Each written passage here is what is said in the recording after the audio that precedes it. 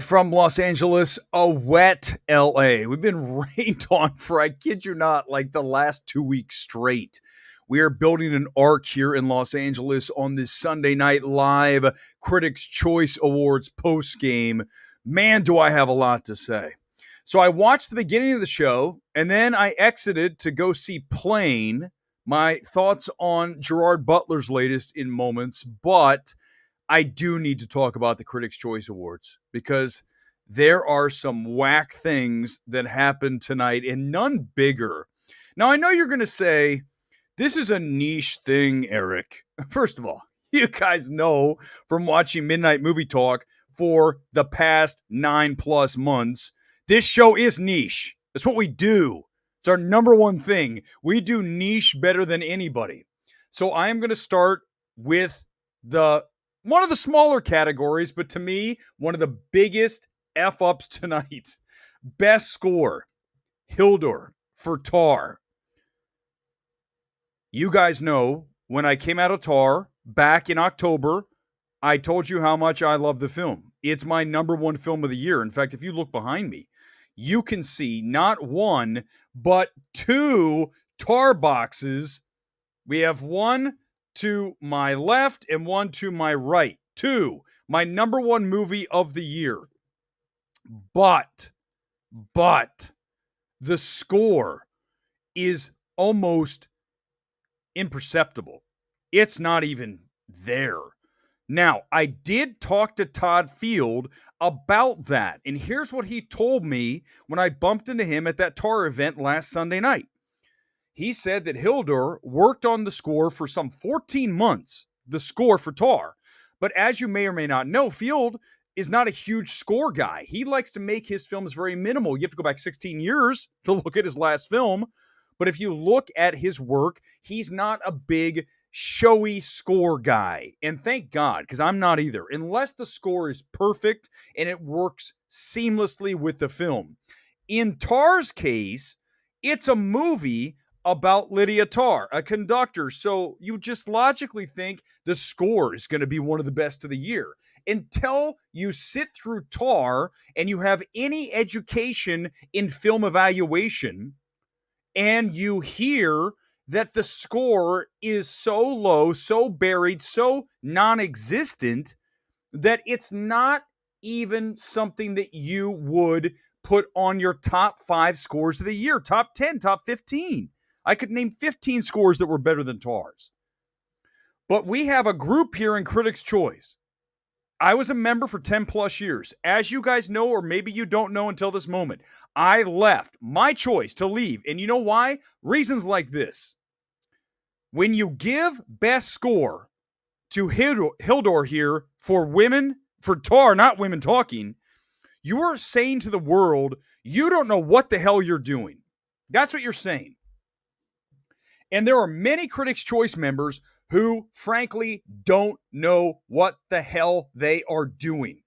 I'll never forget a conversation I had with a prominent CCA member some 3 years ago-ish at the awards. It was the 2017, it had to be 2017, because I remember specifically talking to another prominent member of CCA about what their favorite films of the year were. What were your top 5 films? And we got to theirs, and it was whatever it was that year. I don't even remember. But I do remember what I said. I said my top 2 films of the year that year were Good Time and A Ghost Story. 2 near masterpieces, I would say, for different reasons, both A24 films, as you know. But guess what the reaction of the other prominent member was? Oh, I didn't get a chance to watch those. Those are the people that are voting on these awards. The people in that organization that are so happy tonight to be rubbing elbows with the stars. So they go back to Paducah, Kentucky and go, oh, guess where I was over the weekend? I was at the Critics' Choice Awards because I'm a member of Critics' Choice and I do movie reviews for an AM station in Paducah, Kentucky. These are the people voting for your awards. Either those people or shills. One of the two. Very few exceptions. But how do you have a prominent member of your organization I never watched Ghost Story.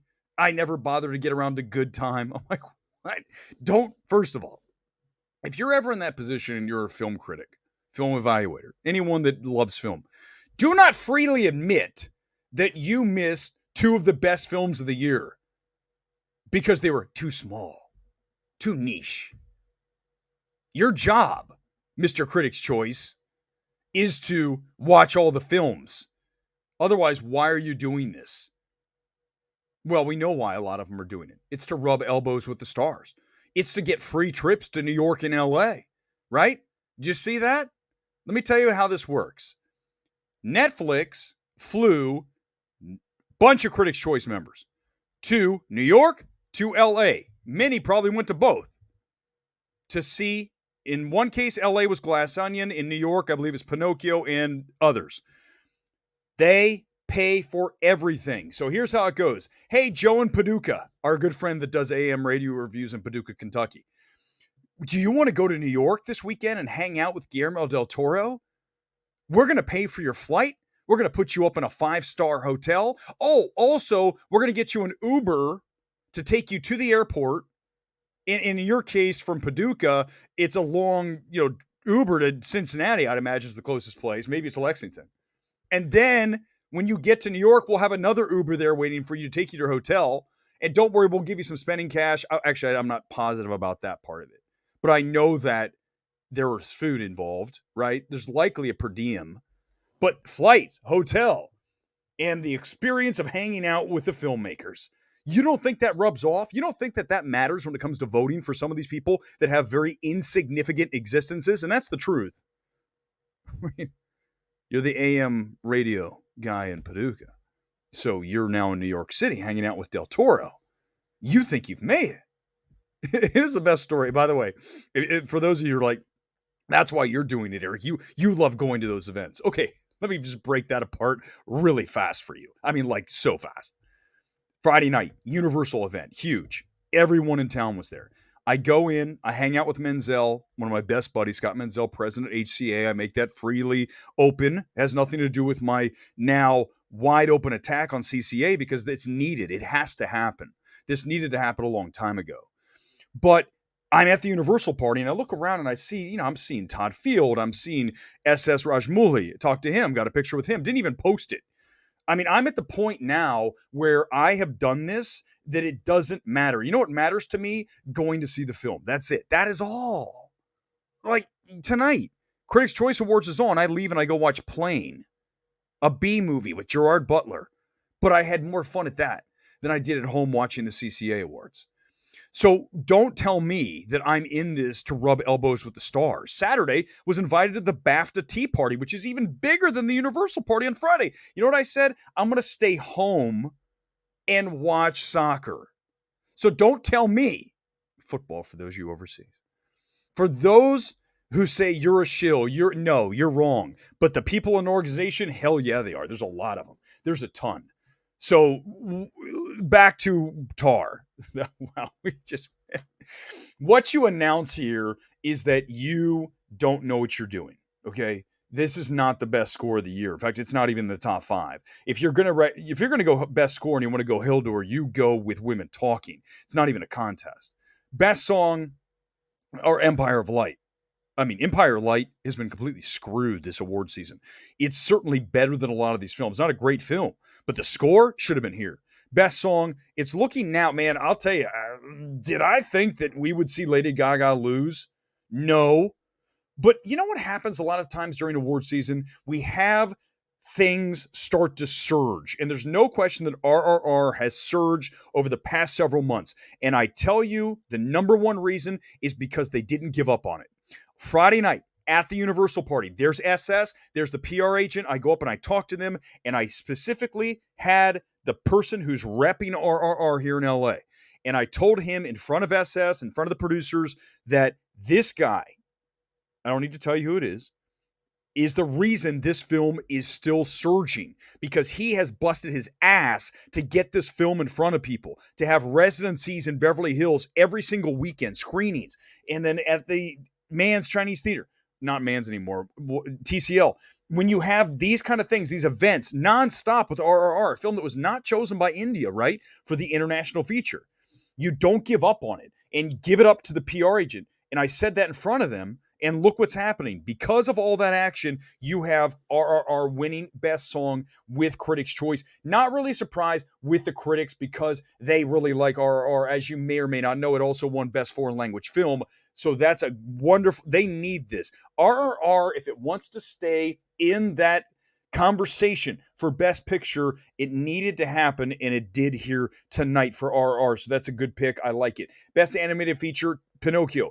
Everyone knows that's going to win all the way through, just given the craftsmanship of the film. Do I think Pinocchio is a masterpiece? Hell to the no on that. In fact, if you do, we need to get you in front of more movies. But do I think the artistry is the best that we've seen this year in Best Animated? A very weak year this year, outside of, I would say, Marcel the Shell, but that goes back to artistry as well, right? That's a stop motion too. But you're not going to beat Pinocchio. You're not going to beat Del Toro for sure. And with Netflix pushing it, with Critics' Choice voting, you're certainly not going to lose that. Oh, did I do? And look what also won Best Comedy, another Netflix movie. Oh my gosh, I'm sensing a pattern here. Glass Onion over Banshees of Inisherin. By the way, I've been in Inisherin. I should know how to say it. I've actually been to the island. Best visual effects, no surprise. Avatar: Way of Water, that's a lock. Best hair and makeup, Elvis. I mean, it's kind of a category. You go, yeah, what film looked the best? There you go. Costume design, Black Panther. We saw it win the last time. Here it is again, Wakanda Forever. I personally would go Elvis there to mix it up. I would put Elvis in best hair and makeup and then slide Black Panther to best hair and makeup, right? Just switch the two if you just want to do it that way. For me, just make it more interesting. Best editing, Everything Everywhere. You guys know I think it's overrated, but I mean, it's not the worst film of the year. I can live with it, but better edited films this year include Decision to Leave, Top Gun Maverick, those two, Moon Age Daydream. If you're going to talk about at least one, name one film that is really just the pinnacle of editing in 2022, the year, the award season that we just had, the year we had, it is Decision to Leave. It's not even a contest, okay? So again, critics proving they don't know what the hell they're doing, okay? You don't give it to Everything Ever All at Once when Decision to Leave there. And I don't think Decision to Leave even got a nomination. So again, that speaks to the uneducation. They're just not the most educated group. And it goes back to my conversation from years ago. No, I didn't bother watching Good Time or A Ghost Story. So just so you know, carry that across many years and bring it up to today. Hey, what'd you think of After Sun? I didn't get a chance to watch After Sun. Those are the people we have in Critics' Choice. I was in the group. I know and if they're not those people, they're shills. Like Eric Davis, like Scott Menzel. No, my bad. Sorry, Menzel. Scott Mans. Or Pete Hammond. Shills. That's all they are. Go right now. Come to me with a comment. Eric, you're being mean. No, and no. If you don't want to be called a shill, don't like every film. Don't heap praise that's unwarranted on a ton of films, which we see you do all the time, Pete Hammond, Scott Mans. Eric Davis is the worst. Eric Davis is our shill of the week, and we'll get to that in a few minutes. Please send me, by the way, in the comments tonight. And I'm watching the Bengals game in the corner. So I grew up in Ohio. I'm a huge Bengals fan, 24-17. Looks like they're winding down the clock, and they have the ball, so that's good. All right, back to the CCA. So when you look at these critics, and I'm specifically targeting Eric Davis here, give me in the comments, send me tweet. If you can actually put the URL of a tweet from Eric Davis calling Everything the best film ever made, I will put as many of those up on the screen as we can, because he is very clearly our shill of the week. Let's continue. It's so many shills, and they're all in Critics' Choice. Best cinematography, it's looking now like it's going to go to Claudio Miranda for Maverick. You're seeing it really start to pick up momentum. For me, if you want to go best cinematography, I think you're looking at Fraser for Batman.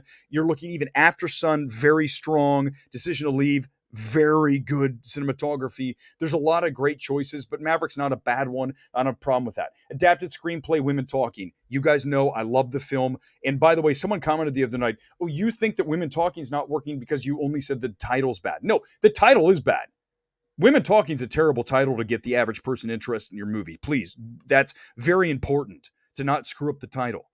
But it's more than that. It's MGM running the situation. They still, MGM UA, they still don't know exactly what they're doing when it comes to awards. We saw it last year, right? We saw it last year in full effect with one of my favorite movies, and I'm literally drawing a blank, Cyrano. I'm literally going, what was it, Cyrano? Cyrano was one of my favorite movies of the year. And when you look at that film, the way that they disrespected it, the way that they handled the release, they completely botched it.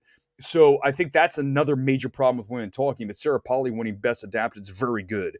You guys know, listen, if you can go everything everywhere, a lot of places, I think Ensemble's a great spot for that. I think that supporting, I think we could even go actress, not against Blanchett, but in a normal year, yes. But Best Original Screenplay based on the back end of that film that bashes you with a repetition that makes you want to tear the screen down, you're going to give that Best Original Screenplay? You are kidding me. And there's a reason, by the way, New York Film Critics Circle, and I talk a lot about how NYFCC's got a bunch of, we have noses in the air, right? That's NYFCC. We are so learned. We are cinephiles, and we know more than you do about film, and we will tell you that as such and prove it. I will give them credit. When they had Best, I think it was also Spirit Awards, right? Or was it, who was first? Independent Spirit, whatever the hell the other one was. Gotham. Look at what was not included in Best Screenplay. Everything, Everywhere, All at Once.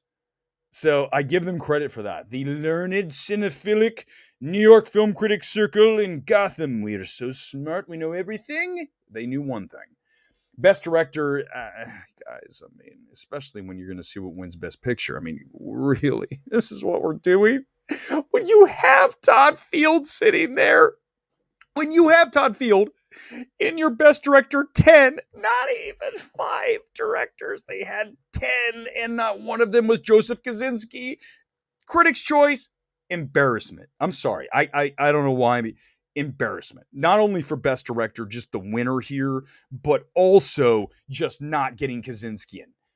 Oh, unbelievable. Best Acting Ensemble. This is exactly where you expect to see EEAAO. This is the spot for that film. If you're going to award it, if you want to say it's the best, go to Best Acting Ensemble, boom. But what do we have here? Glass Onion, Knives Out. What did I tell you about Critics' Choice before? You guys ready? Let's try to see if you can follow the point. We're going to go around and we're going to arrive at a point. Critics' Choice members were flown to New York and LA by Netflix for multiple events. One of them was Glass Onion at the Academy Museum. Look what wins Best Ensemble. I'm just pointing out facts.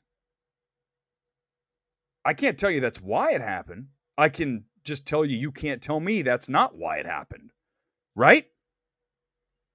Let's keep going.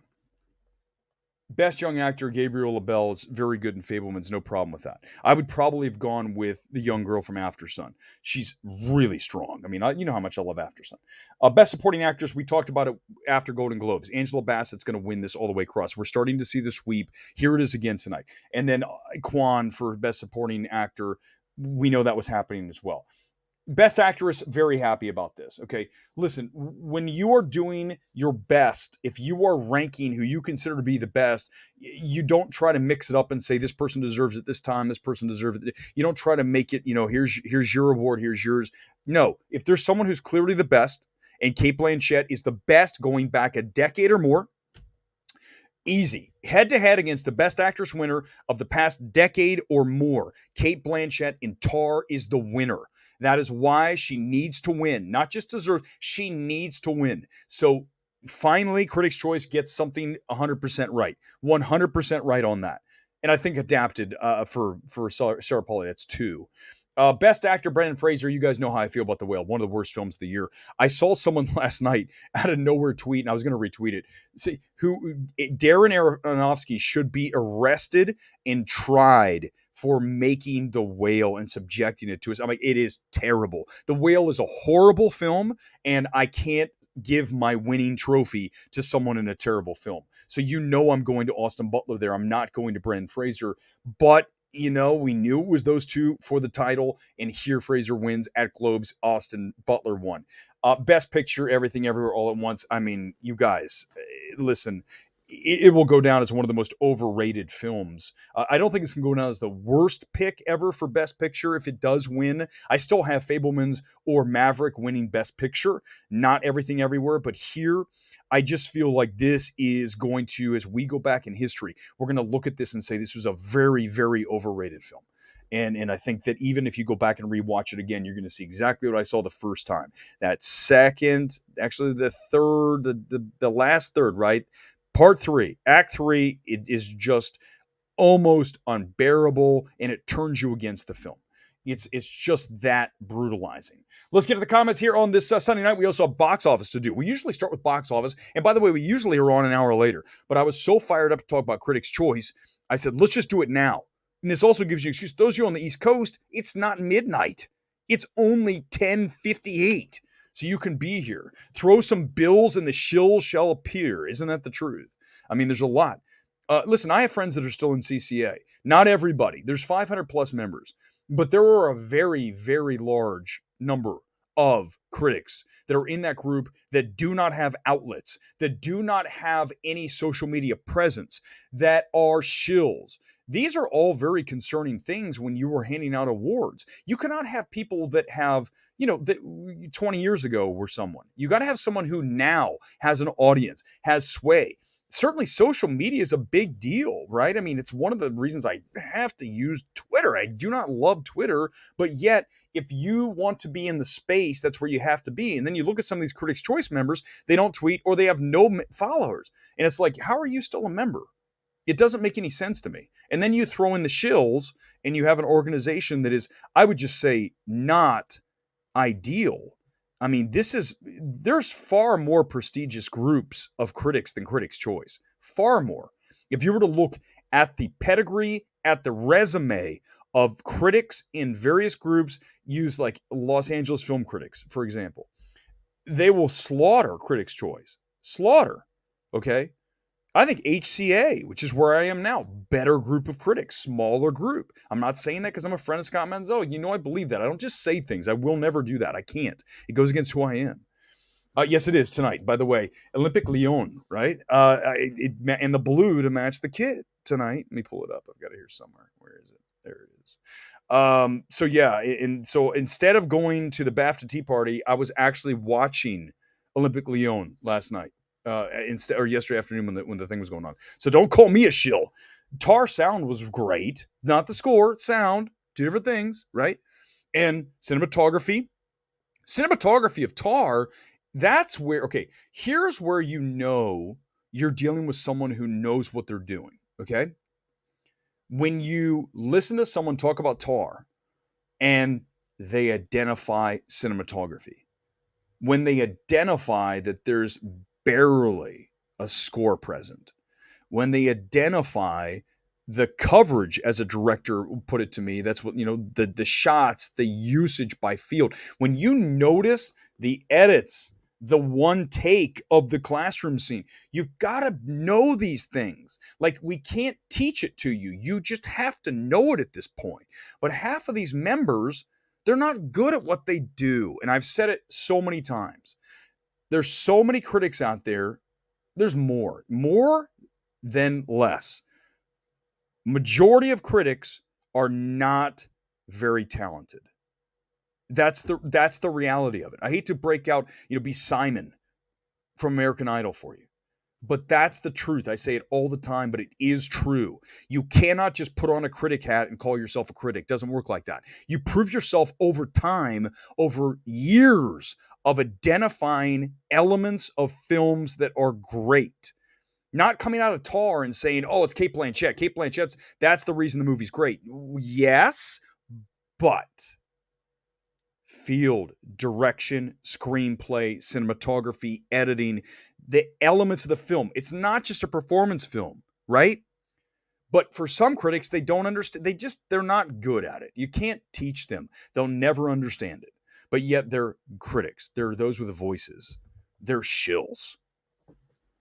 Who's the front runner? It's Blanchett. It still has to be. It has to be Blanchett, not just because it's tonight. It still is Blanchett for the Academy because I trust my voters in any organization to pick the person who was unstoppable in their film. And as much as I really admire Michelle Yeoh in EEAO, it is Cate Blanchett who is the winner of Best Actress if we are giving that award for merit, because it's one of the best performances we've seen in the past decade. You could take her head to head with virtually any Best Actress winner and have a hell of a contest.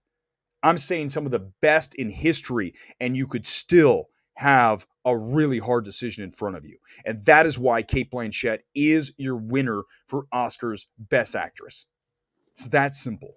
Couldn't have said that was just perfect. That's the cutout for tomorrow because it's true.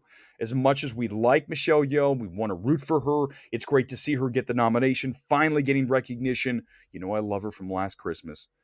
But when you watch her and you put her up against Cate Blanchett, what's required of Blanchett, she wins. Cate wins. It's that simple. Nolan should learn from Tar about score. Isn't that true? Bury the score. That's what Field told me. And this is the beauty of going to those events, is I don't go to the events to say, hey, I want a picture with you, Todd Field. Now, I did get a picture with him, but I wanted to ask him specifically about the score. It's what we talked about. And he said she worked 14 months on the score. He buried it underneath layers of stuff. So it's there. It's just so low in the mix that it's not up, which is fine. There's nothing wrong with that. But when we're identifying best score, you need to understand that the score that you're voting for is essential to the film's success. And Hildar's score in Tar is not essential to the success. It's not like it if you removed it completely, there's elements. But when you're looking for best score, you're looking for something like Hans's work in Interstellar. You're looking at Reznor Ross in The Social Network. These are the scores you're looking for. You're not the ones that are unforgettable, indelible. They will never be erased. Whenever you hear them, you instantly are transported into that film again, right? I go back to Ghost Story, the film that my good friend from the CCA didn't bother watching back in 2017. Didn't have the time to watch the masterful Ghost Story. You look at that score from Daniel Hart. That is the best score of that year. It is literally, and here's I'm a big score guy, as you can tell, because my top two films that year was Good Time and A Ghost Story. Top two scores. OPN, Good Time, and Daniel Hart, A Ghost Story. Not Cate Blanchett Tar. You're going to play that score and you're not even going to think of the film. If I even played you Empire Light, the opening track for Empire Light, you're going to go, that's Empire Light. If I played you, obviously, anything from Reznor Ross, but, Social Network, opening scene when he's walking through Harvard Square, boom, there it is. You're there. And that's what we're looking for. You're looking for that iconic score of the year. Interstellar, Social Network, Avengers, I would argue. Even the Batman, certainly this year, was stronger. Just that you never will forget it. When you hear it, you're transported back into the film. And we just don't have that with Tar. That's a bad pick. It's such a bad pick. Tar's a great film. It's a great film. Yeah, exactly, Pedro. We're doing. We're watching like 200 movies. I mean, I didn't get a full count of how many movies I watched last year. I didn't even bother with that. But I'll just say this: there is not a single awards film that I missed. And when I say that, I mean a film that had any shot in hell at landing awards love. And then, of course, I saw plenty of others that had no shot, and I put them still up there, and I was able to extract elements of films that I loved that had no shot. And a great example of that for me of the past year was The Phantom of the Open, which was the Mark Rylance movie, Sony Pictures Classic. They dumped it in the summer. It was about the golfer who pretended to be a pro to get on, played in the British Open. I love the film. And what I loved about it more than anything was the screenplay. So there you go. That's what you do. You watch films like The Phantom of the Open and you say, this is a great screenplay that should be considered for best adapted screenplay. I'm pretty sure it was adapted. Might have been. I know that they based on a story, so I'm assuming it's adapted. But when you look at that, that's what we're trying to do. And half these members, they only watch the required films, if they even watch that. There was a Critics' Choice member a few weeks ago. Do you remember this? I actually called him out on Twitter. He was like, "Hey, I only got a chance to watch like 3 movies this year. What do you guys recommend I put on my ballot?" If I am the president of the CCA, as soon as I see that, I say you are going into timeout for at least 1 year. You do not admit openly that you didn't bother to get around to any of these films. You're in a membership, you're in an organization that is tasked with coming up with the best possible winner in every single category. And obviously that includes 50, 100, 150, 200, whatever the number is, hundreds of films, okay? You need to watch them. And so you can't have people in your group saying, "Hey, I didn't get a chance to watch these things. What do you think is the best film?" Right? And that's bad. It's a really bad look. Jeff, good evening to you. Film criticism is a rather brutal contact sport if you're doing it right. I couldn't do it. I'm too much of an easy mark, easy to please, hence my love of the Fablemans. I acknowledge this is a deeply flawed movie. Yeah, good for you, Jeff. That's a step. It's a step in the right direction. You're making baby steps. You're going to get there, I promise. But it's a sentimental favorite for me. And you know what critics can't have? Sentimental anything. 100%. That is so well put, Jeff. Gold star for you. Because you can't have agenda. You cannot have that. Now, you're going to say right now, for those of you who watch the show, you're going to say, wait, you were dialed into Aftersun because it had the father-daughter relationship. Like, yes, I will admit this. But Aftersun's lived in portrayal of a relationship of a family is far more powerful and emotional than anything in the Fablemans. Right? That's objective. That is objective. Aftersun is 100 times the film The Fablemans is. But when you look at those relationships, they feel so much more lived in, so much more organic, and just you feel like Paul Mescal and that young actress are literally father-daughter. And in Fablemans, I feel like I'm watching people play Spielberg's family. So you understand that. You can't be sentimental about these things. And if you are, you have to try to do your best to push it out, to stamp it out. Because if you allow that to take over, then you're unreliable. Or you just become Eric Davis and you become a shill, where everything is a cinematic masterpiece. You must see this towering spectacle of a film on the big screen. Interesting how Davis always says, you must see it on the big screen. Why? Because he is a Fandango employee. He has to get you to buy tickets for Fandango, not watch it at home. I love theatrical, but there are certain films you don't need to see on the big screen. I mean, Aftersun, don't need to see on the big screen. Okay? Glass Onion, don't need to watch on the big screen. There's so many films. Tar, you watch it at home. I mean, I would rather see it on the screen because it's got music. But most of the films, I mean, listen, I love theatrical, so don't come at me with like, oh, you're saying don't go to the movies. I just went to see Plane. We're going to talk about Plane in a few minutes. I mean, I don't have much to say about it other than it's a B movie with Gerard Butler that was mildly entertaining for an hour and 45 minutes.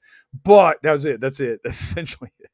But I mean, a lot of these films you don't have to. But yeah, according to Eric Davis, you're going to see everything. That guy, oh my God, shill of the year, not even of the week, of the year. All Quiet on the Western Front score. Another good identify, two-piece, another good call here.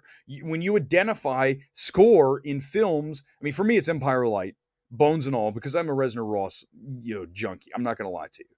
But I think if you're going to look at those two films from Reznor Ross, you clearly are going to take Empire Light over Bones and all, right? Empire Light, the score is literally like the heart of the film. It's the best part of the film, along with Deacon's cinematography, but it really is Reznor Ross's score. If you gave that score to a Desplat or to basically any other conductor in all of Hollywood, composer, you are going to come up with something that Empire Light might be borderline unwatchable because the screenplay is not great and it's contrived and it just feels absolutely forced, so much of that film. But then you have this absolutely emotionally grounded score that is just beautiful. And once you get that, you just can't help but be overcome by the emotion of that music. And then all of a sudden you're like, this film's better. And that's what we're looking for in score. When you can enhance right? You can enhance the film, elevate it by a score that adds to the experience. And Tar's score is not that. It's just not even close. After Sun was the only film which made me cry. I cried multiple times. Second time I saw the movie, and I think it's done the rounds now. And I told you guys when I saw the film, I think people are finally like coming around to After Sun. Maybe it's on streaming now finally. But the scene in the club, and you've got Paul dancing and she's remembering it as the child and then as the adult now. That is cinema. That is pure cinema. And that is why Charlotte Wells will be an Oscar-winning director down the road. You can't fake that talent. It's the same talent I saw a couple years back with Rose Glass in Saint Maud. It's the talent you see when you look at, a lot of horror. There's a ton of horror talent out there. Parker Finn in Smile shows me that he is going to be someone to reckon with. If he ever gets his hands on something that's not horror, obviously I still want to see him do horror. But when you look at these horror directors, there's a lot of stuff going on there. Ty West, my God, Ty West and X, right? And Pearl, but X, wow. There's a future Oscar winner too. So you see the talent, you get to it, and you identify and you know it. There's a lot of Critics' Choice members that can't identify talent. Not like that. They say what they're supposed to say. What you're looking for is someone who says the right things about films. So now, granted, we're going to argue about everything everywhere all at once. I understand that. We're not going to be on the same page. But you at least understand when I come with my criticism of that film, the repetition of ideas at the end to the point of ad nauseum where you're just like, I just want to leave. That is where the film falls apart, that back third-ish. I didn't watch it again. I don't want to watch it again. But if that film came in at 140, I bet you EEAO would be in my top, if not 10, 15 films of the year. But as it is, it's nowhere near that because the length destroys it. The length guts it at the end. And that's my criticism. Now, if someone says, I didn't like it because it was annoying, that's okay. Yes, that's true. I understand. But tell me specifically a little bit more. Now, I think I'm very specific about my criticisms and certainly the things that I like about a film. I can love certain elements of a film, but not the film. Empire Light's the perfect example of that. It's rare that you're going to love a screenplay and not love the film, right? Because the screenplay technically, right, that is the film. As long as the performances aren't, hella bad. The screenplay has to be at least somewhat accessible. But there's been films I didn't love the screenplay, but I love the artistic choices of the director so much so that I enjoyed the film. And there's a lot of A24 films like that. A24 is the one distributor / studio out there that if you go to watch one of their films, you're going to get a very well-directed artistically film. You're going to see it every time after time. That's what they identify. They're very good at it. Look at the two I just mentioned, Rose Glass, Charlotte Wells, A24. In Fabric, Peter Strickland. When you look at, oh my God, In Fabric, the direction. That film, if it was half a film, it'd be amazing. Second half is not nearly as good as the first. But In Fabric, you identify direction, score. That score by, I forget the name of the group, some like experimental electronic group. My God, that score. If you have watched In Fabric, and I all of a sudden, I don't want to get another copyright strike. If I grabbed In Fabric and played a second of the score, you would, if I just played a game where I closed your eyes and say, here's a score, you'd be like, In Fabric, Empire Light, Interstellar, Tar, you'd be like, I'm not sure, right? The Batman. That's obviously Top Gun theme, Harold Faltermeyer, right? These are the songs. As soon as you hear it, you go, I get it. I know. I'm back in the film. I'm back in the film. Everything is better on a big screen, but the people are worse. Patrick, it's interesting. I am very lucky and very blessed to be in LA because in LA, by the way, 15 seconds, Ravens with the ball, snap. He's on. Oh my God. They actually have a chance. Hundley scrambles, throws, and it goes nowhere. There's 8 seconds. Oh my God. I just do it live football play-by-play. That wasn't that good. I should say scrambles left, pressures on, throws left into the turf. Okay. I'll call it last play. But when you look at being in LA, let me tell you why we're lucky. Obviously, not with the rain outside. Our weather sucked this winter. If you came to LA to visit and you were like, oh, I can't wait to get out there. The winters are amazing. It's like 70 every day. No, it has not been. This winter's been one of the worst winters I've ever seen with the rain and the cold temperatures. But the one thing we have is serious moviegoers, cinephiles. These are people that work in the industry. These are people that live for movies. So when you go to a movie at AMC Burbank, where I just came from playing, no one talked. People cheer. People, have a comment or two occasionally, but no one's talking. No one's on their phones because it's LA. These people are serious about their movies. They work in the industry. They maybe worked on the movie. They really are into it. I mean, I remember my old days in Columbus, Ohio, when I was a kid. People talk more. It's just like it's the movies, whatever. And I'm sure nowadays with people on their phones and shit, I don't even know. But I can tell you, just if you want to get to a really safe place, if you live in LA, you're pretty much good anywhere because the people out here are amazing when it comes to movies. But AMC Burbank doesn't put up with it, and also no one really does it, so it's really perfect. JM, Caverns of Antimatter. That's exactly correct. That is the score from In Fabric. Oh my God. Listen, right now, every time during the show, you should have a notepad because a lot of times this is stream of thought shit, right? This is live. I'm going to give you stuff that you need to go through and watch and or listen to. And right now on your notepad, on your MMT notepad, in fact, I might actually make those.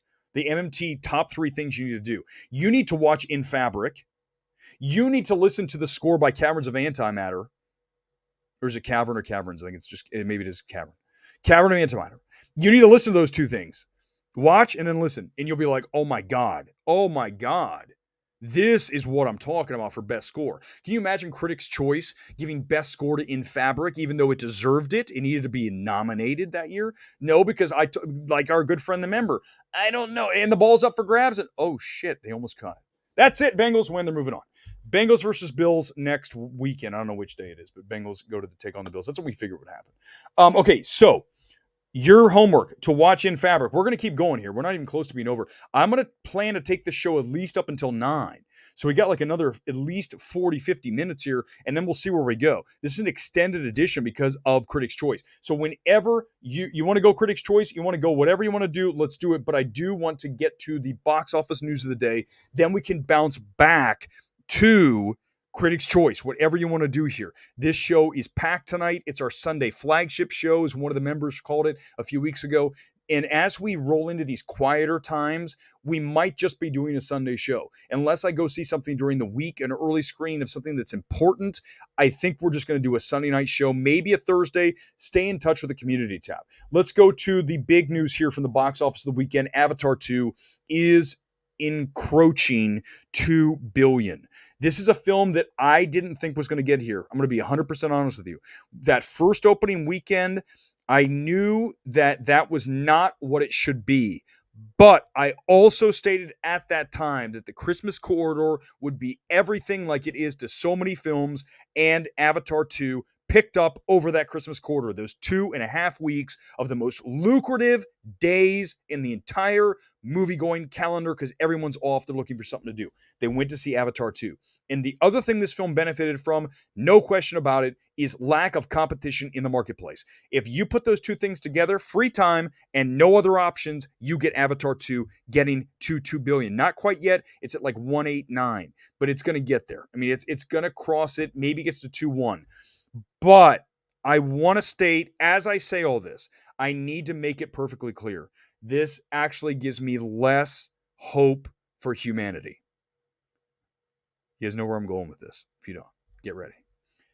When I watched Avatar: The Way of Water 2 weeks before it opened, I wanted to walk out. I was bored out of my ever-loving mind. And not to mention how goddamn long that movie is. Punishing. I will never watch that movie again. You'd have to pay me a ton of cash to sit through it again. I have no interest. And here's why I say I've lost my hope for humanity. It's not a great film. It is not a great film. It's nowhere near a great film. It's certainly not a Best Picture contender. You've got to be kidding me. Either is Wakanda Forever for that matter. But that's why it's so sad to me that Avatar 2 is going to make $2 billion, and there's so many far superior films that aren't going to make anywhere near that. and yet we're going to get another Avatar that's going to put me even more to sleep than the second one did. So I'm happy for it making money and keeping theaters in business. I'm absolutely gutted at the fact that it's not a great movie, and yet everyone's going to see it, and they're not watching movies like After Sun. They're not going to see Tar. Now, I understand those are totally different deals, but you understand the feeling that you're watching something that's totally forgettable, has very little emotion. I mean, who wants to live on Pandora? Are you kidding me? You couldn't pay me to live in the freaking virtual reality world. I think that's the other thing. Half these people want to actually live in that world. It's like, make your life more interesting so you don't want to live in James Cameron's shit movie. I mean, well, okay, borderline shit. Forgettable for sure. So there it is about Avatar. I'm happy it's making the money. I'm absolutely gutted that it is this film. It's just not good enough. I mean, go with any of the films behind me on the wall. Pick a film from the wall, and I wish it made more. Joker deserves $2 billion. I know it got to $1 billion. $2 billion. X deserves $2 billion. Everything Everywhere, no. Batman, $2 billion, not 700 and whatever million. Tar, $2 billion easy. Rocket Man, $2 billion. Just pick a film. Glass Onion's better. Any of these films behind me, Moneyball for sure. Marcel, Green Knight, I don't know. You see the green up there above my hair? Green Knight, I'm not so sure that deserves $2 billion. What a snooze fest. But I love the box, and I love Lowry as a director. Now, Ghost Story, that's the movie. All right, let's get into the comments, and then we'll go to more. Just hit me with the Avatar. Let's go Avatar, and let's go the next thing. We'll go each film as it goes. The average person doesn't typically need deep films. They need a spectacle. Seems like a spectacle will bring the masses out. I agree. That's the world we live in now. But this is a boring spectacle. I mean, I was completely unmoved by this film. I will stay by that statement. I will absolutely keep that. There's no way you're getting me off that. I got up in the middle of Avatar 2 to go to the side of the Dolby Cinema in Burbank to check my Twitter feed. That's how bored I was inside of. And I was still watching out of the corner of my eye. I didn't leave and miss. I mean, hell, I watched the whole film more than someone who walked out to take a piss. But I'm telling you, I don't ever want to get on my phone in the middle of a film, not even during playing, which we're still going to talk about here in a minute. I was actually entertained. Playing is more fun than Avatar 2. Certainly shorter. I mean, good Lord, 3 hours of Avatar? I don't want to see Avatar 3. I have really no interest. I'm swear to God. Avatar 2 is going to get nominated for Best Picture. That means 3, 4, 5. That's how it works now. We are nominating films based on the pedigree, based on the legacy of the film. Wakanda Forever is likely going to get a Best Picture, not because it deserves it. It's because the last one did, because we're honoring Chadwick Boseman. But the film's not worthy of that, and neither is Avatar 2. Neither of those should be in there. Empire of Light's a better film than either of those films. I mean, head to head, I'm not saying that, again, this is how little I think of Avatar 2. Empire of Light is like a 7.5, 8 for me, and I still would put it above Avatar. I would put Everything Everywhere above Avatar and Wakanda Forever, because the first 140 I liked a lot. But these films, they're not good. They're not. Avatar 2 is not great cinema, man. It's just not. It's forgettable McDonald's shit. I don't want to eat that. I don't want to eat it. I want to eat something good. Seltzer water break. Oh, Clear American, the best seltzer water you can buy at Walmart. If you buy it from me and it's not there, I swear to God, I'll hunt you down. Let's keep going here. It needs to be said, spectacle doesn't have to be 3 hours long and dumb as a bag of hammers, because you have to try to make a film as flat, formless, and drab as a way of water. Jeff's on fire tonight. 100%. Right? By the way, the mullet's gone, guys. I couldn't deal with the back end. Now the top's too long, so I got to cut that. It's just, I couldn't do the mullet anymore. I'm sorry, guys. I tried. I got there. We set a goal. We got it. That's all I can say. Yeah, it is. That's 100% flat, formless, and drab. These are the perfect describers, the perfect adjectives here for that film. My God, that's a bingo, 100%. What a boring film. Holy crap, I caught it live. Yes, we're live here, and we're going to keep going up until 9 at least. And then I figure we got to go a little bit past 9, so, it's midnight movie talk. I can't just end it at 9:01, so we're on for a little bit. Let's go to the next thing I want to talk about. Megan, great hold. This thing held at -41, okay? Typically, you guys know, I don't know, I don't need to tell you, you guys are smart. You are smart. You're the smartest YouTube audience out there. I mean, it's way smarter than Grace Randolph's group, that's for sure. You know that -41 for a second weekend is really good, okay? For a horror film, even better. But -41, it means word of mouth is strong. It means the kids are seeing this thing, and it means we're going to get Megan 2. We're going to get, actually, M2 again. That's what it'll be. It'll M and then 2 again. It has to be, doesn't it? I guess. Version 2 of Megan. That's what they'll do. They'll say, here's how they'll do it. They will resurrect the doll. Some evil person at the corporation will say, I'm going to make another Megan. She'll find, here, we're already writing the script. You ready? Here's Megan 2. You ready? So they'll find Megan in pieces in the house. Then the evil corporation guy will say, we need to make this doll, only not make it evil this time. They'll put it into mass production.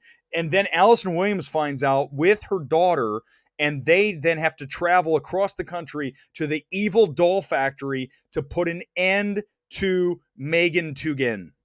Right? There's the film. I just wrote it for Universal. If I swear to God, if that's the movie, I will hunt you. I will come down. I'm very close to you, Universal. I will pound on the door of Jason's office and say, you just stole my script. It's literally Child's Play, the remake, right, in 2019.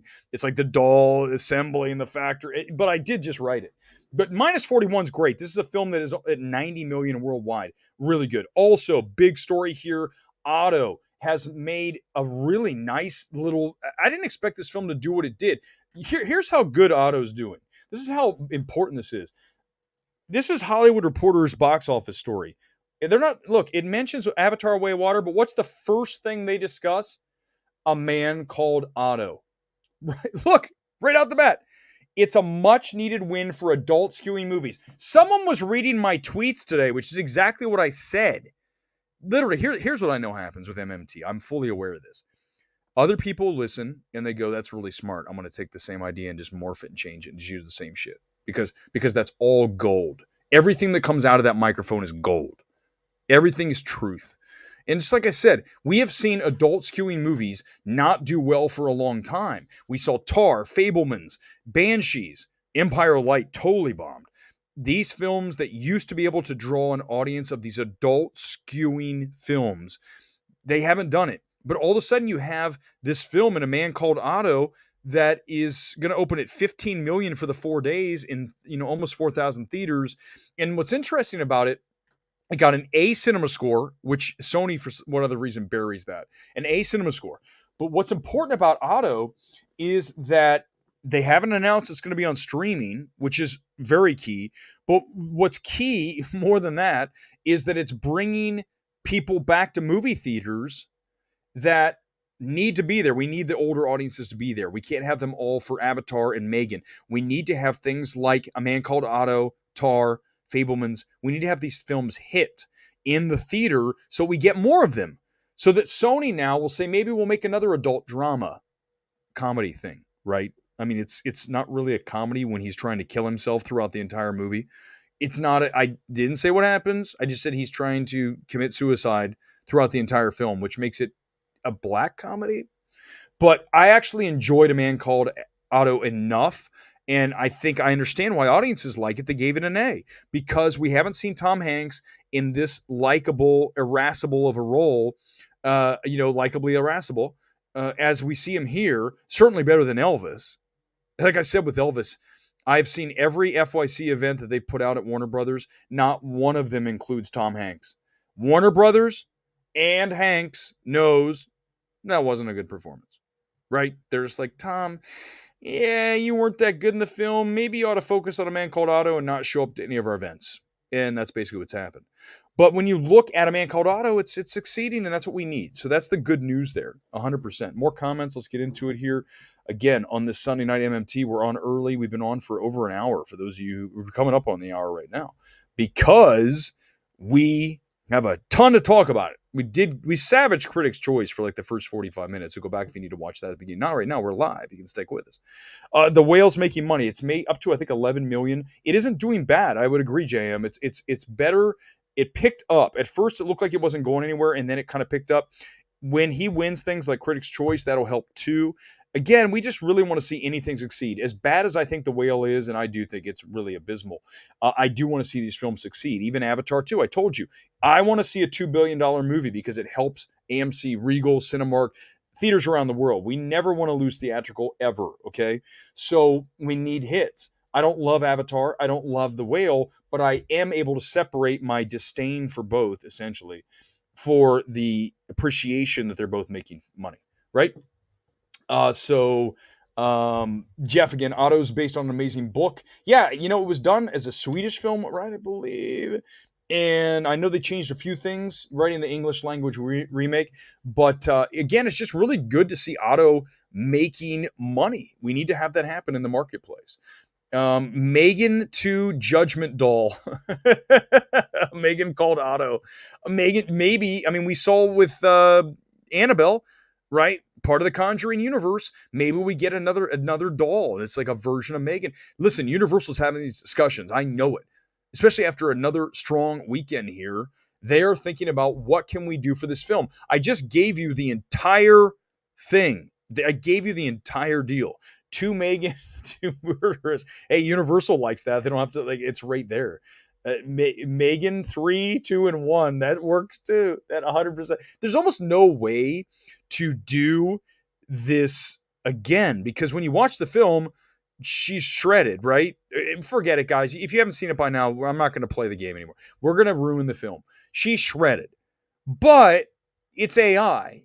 Right? So we can bring her spirit back in another doll. And that's how they're going to do it. The evil corporation says we're going to put it in there. And it sounds a lot like, I'm pretty sure, wasn't that the exact script? I'm not saying I stole it because I honestly don't remember it much.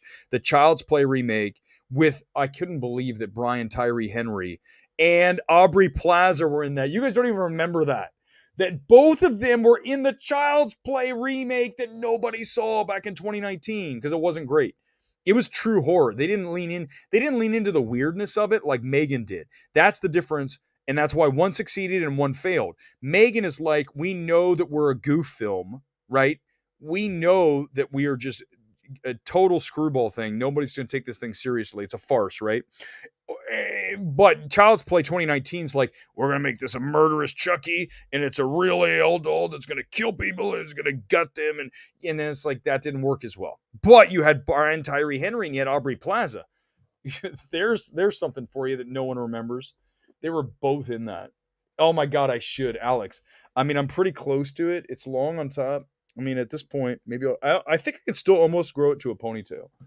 But I couldn't stand. You know what I didn't like? I didn't like the mullet on the back, on the neck. I'm like, it just bugs me. The mullet's bugging me, man. All right, Megan times Chucky crossover. Chucky is MGM and there's Orion, so they got to pay for the rights. But Universal's got the money. Why not? Let's do it. At this point, that'd probably be like the third one. You're going to run out of ideas. Let's see. Anything else I want to get to? Critics' Choice Awards postgame is open game. Avatar, Megan, Otto. But Critics' Choice, again, going back to the top story here tonight, I really want to make sure that it's very well stated and made known without any, no shades of gray here. When you look at a great number of the members in Critics' Choice, there has to be a thinning of the herd. There has to be a thinning of the herd. There's a number of members in there that are just there to get free trips to New York and LA to go to Netflix events. Which, by the way, we talked about that off the top. What do you guys think about that?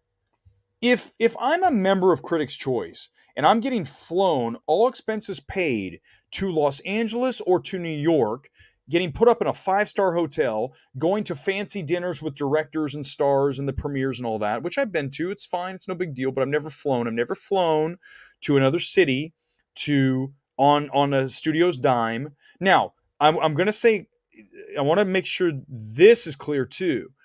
I do not have a problem with journalists accepting trips to a movie set. to do a story about the movie. That's not a review. That's different, right? So let's say, like I remember when they were doing James Bond, they were flying journalists out there to do interviews with Daniel Craig, saying here he is on the set. Maybe it was Skyfall, maybe Spectre, who knows, whichever. There's been, name a movie. Jurassic Park just did that. Dominion. So when you look at journalists being flown around the world to cover the shooting of a film, the making of a film, to interview a director, that's different. That's a whole different deal. I don't have a problem with that. Really, I don't. The problem comes when you have critics going to premieres of movies, being paid to be flown to the city, getting, the royal treatment. Can you point to one? And I only need one. Just give me one, because I know you're not going to be able to do it. So I don't know why. You can go try, and I will find you something from the MMT FYC closet of goodies if you find it. Find me one Critics' Choice member who flew to New York to LA for one of those Netflix events, came out of the film and savaged it the way I did The Gray Man.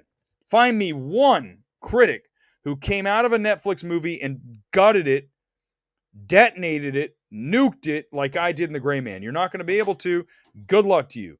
But the question is, do you have a problem with the journalistic ethics of a critic being paid to fly to a city to go to the premiere and then undoubtedly come out of the movie and only accentuate the positives? We talk about that being a major problem in the industry for shills like Erick Davis.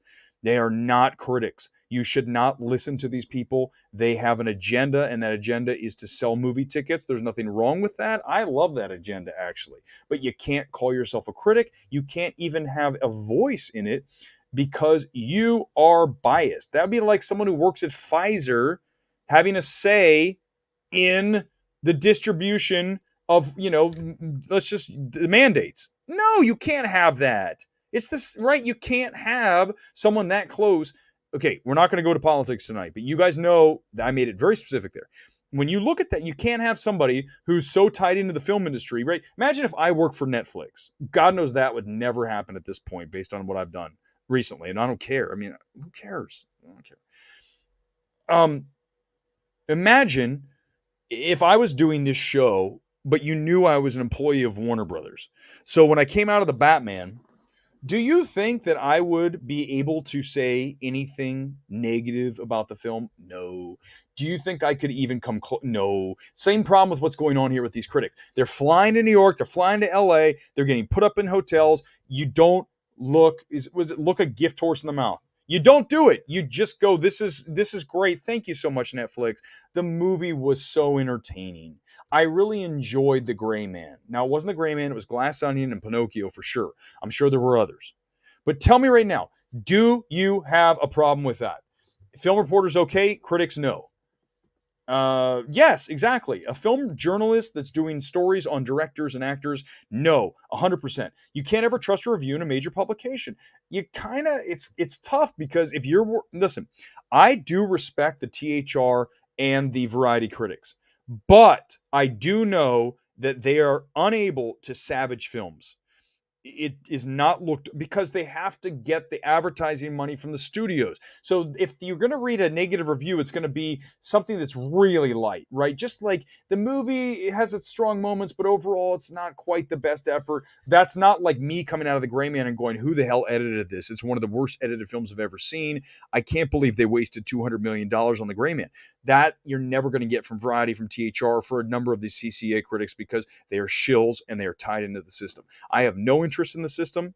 The only interest I have is telling you and everybody what's good and what is bad and what works and what doesn't. Not about an agenda to get invited to a party or to an event. Who cares? I just told you I went to one and left after the first 15 minutes because I said I'd rather be at home watching Liga MX. That should tell you where I'm at. Now, if the event is a screening and then a party, I will go because I want to see the movie. And then very likely afterwards, I'd hang out at the party for, like, no joke, 20 minutes max, talk to a friend, and then get a free drink because drinks are expensive out here, and then leave. But I wouldn't change my review. But the reason I don't go to the world premieres is because I'm going to come out and do what I did to The Gray Man. And they're like, that's the last time he ever comes. It's like, fine, don't care. Don't care. Not going to miss you guys. Every time the Gray Man box comes out, it's a shot. It could be. We haven't done it in a few. It puts the whole film criticism as a career choice thing into an interesting perspective, doesn't it? Yes. Well, first of all, let's make sure. Listen, this is, you guys know when you come on here that it's going to be truth, 100% truth.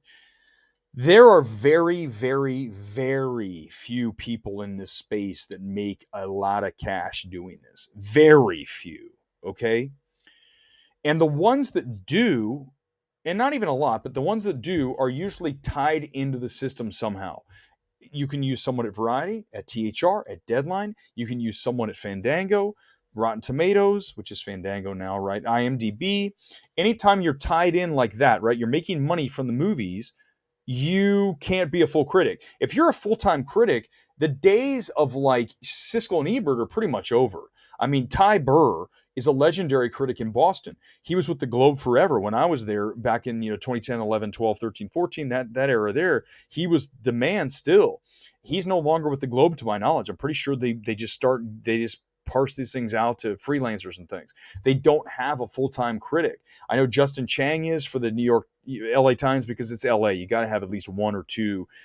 Kenneth Turan, right? He's still there. You have a few because it's LA. Any other city? Do you think there's a film critic in my hometown of Columbus, Ohio anymore? There was when I was growing up. I forget his name, but he's not there anymore. Dayton, Tallahassee, Orlando. None of these places have full-time critics anymore that are at the newspaper. Because first of all, the newspapers are hardly around, and if they have an online website, obviously they're online now, no longer print. But even then, they don't have a movie critic. They have what's it called? A lot of they're owned by Gannett. They're owned by Gannett, and also whatever time. What's the other one? God, it's going to come to me. They have like one or two critics that write for all the papers, right? So like Katie Walsh, I think she writes for Tribune, and so she writes a review that shows up in all their papers around the country. There's not an actual critic in each city, so making money at this game, there's not a lot. There's not a lot of money to be made in this game. So you know why you do this? You do it because you love it. Because you love the films, you enjoy talking about them, you're passionate about it. That's why I started this MMT. It's not to become a millionaire, because God knows that's not going to happen from doing this, okay? I mean, I enjoy this. I love all of you guys. You're very smart. But, this is not, unless you're Grace Randolph, there's one. Chris Stuckman, too. But guess what? They've been doing it for 10 plus years. I mean, legacy matters, right? Even though I think Grace Randolph, I've watched Grace Randolph. I don't think she's great. I think Chris Stuckman is boring as hell. I really do. But he has an audience, and he's got legacy, and it works. Let's talk about Plane. And then we'll get to some more comments. I do want to mention, I don't think I even pulled a band. Let me create a quick a Plane. You ready for this? This is the best lower third ever in the history. Plane. Just so you know, if you're scrolling through, this is where Eric talks about Plane. I should have put Eric talks about Plane. So I go to see Plane. This is Gerard Butler's. He is now the king of the low budget-ish film that is an action adventure disaster B film that you normally see go direct to Redbox, right? Greenland. Here we come now with this one. He had that one that was almost like Heat, a bunch of robbers. Remember that from a few years ago? Actually did pretty well. The robbers in LA, and they were a gang, and it was just like Heat, but it was so bad. It was just not good. He makes watchable movies like Plane. Listen, it's straightforward. Here comes the plane. Everyone gets on board. It's like Con Air. Here, the plane takes off. Oh, we have major problems, all foreshadowed by the fact they're going over this major like typhoon, and it has to crash land on an island, but not just any island. This isn't Lost. That would have been more interesting. It's an island run by a bunch of thugs, very much like Tropic Thunder. In fact, I thought like watching Plane, like, am I watching Tropic Thunder as a drama? Right? Because it's almost the same thing. The plane crash lands on this island outside the Philippines that's controlled by a militia of bounty hunters. And they kill people. They kill hostages. That's what they're known for. And now all these people that just crashed in the plane. So there's the film. They have to get off the island. You got Gerard Butler running around with his gun and this ex-con, or actually is a con, and he's got his gun and they're shooting the guys, and then there's another mercenary group that comes in to extract them. But here's the thing about Plane, okay? I'm not going to tell you if they get off the island, but what do you think?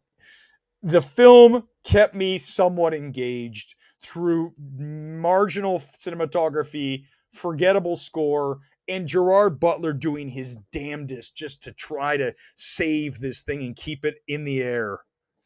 You got to go with the airplane things when talking about Plane. But it's not great. But it's also not terrible. I didn't hate myself watching Plane like I did Avatar 2. So if I was actually to say if you haven't seen either one, I would say go see Plane, because it's like an hour and 45, goes by fast. Gerard Butler's doing his best. The saddest part about Plane, and this will dovetail perfectly into our physique critique, which I have not done for a while, is that when you watch this film, you see him and you say to yourself, what happened to you, Gerard Butler? You used to be in shape and now you have a gut. Like, you see him bend over in the film and he has this like belly. I'm like, no, Gerard Butler, you used to look, hold on, I'm pulling up right now. You look like this guy here. What happened to you? Here it is. You're like, no, you used to look. Now there's a little bit of CGI going on there. It's a little bit of airbrushing, but in the film, right? Let's see if we can find a good one here.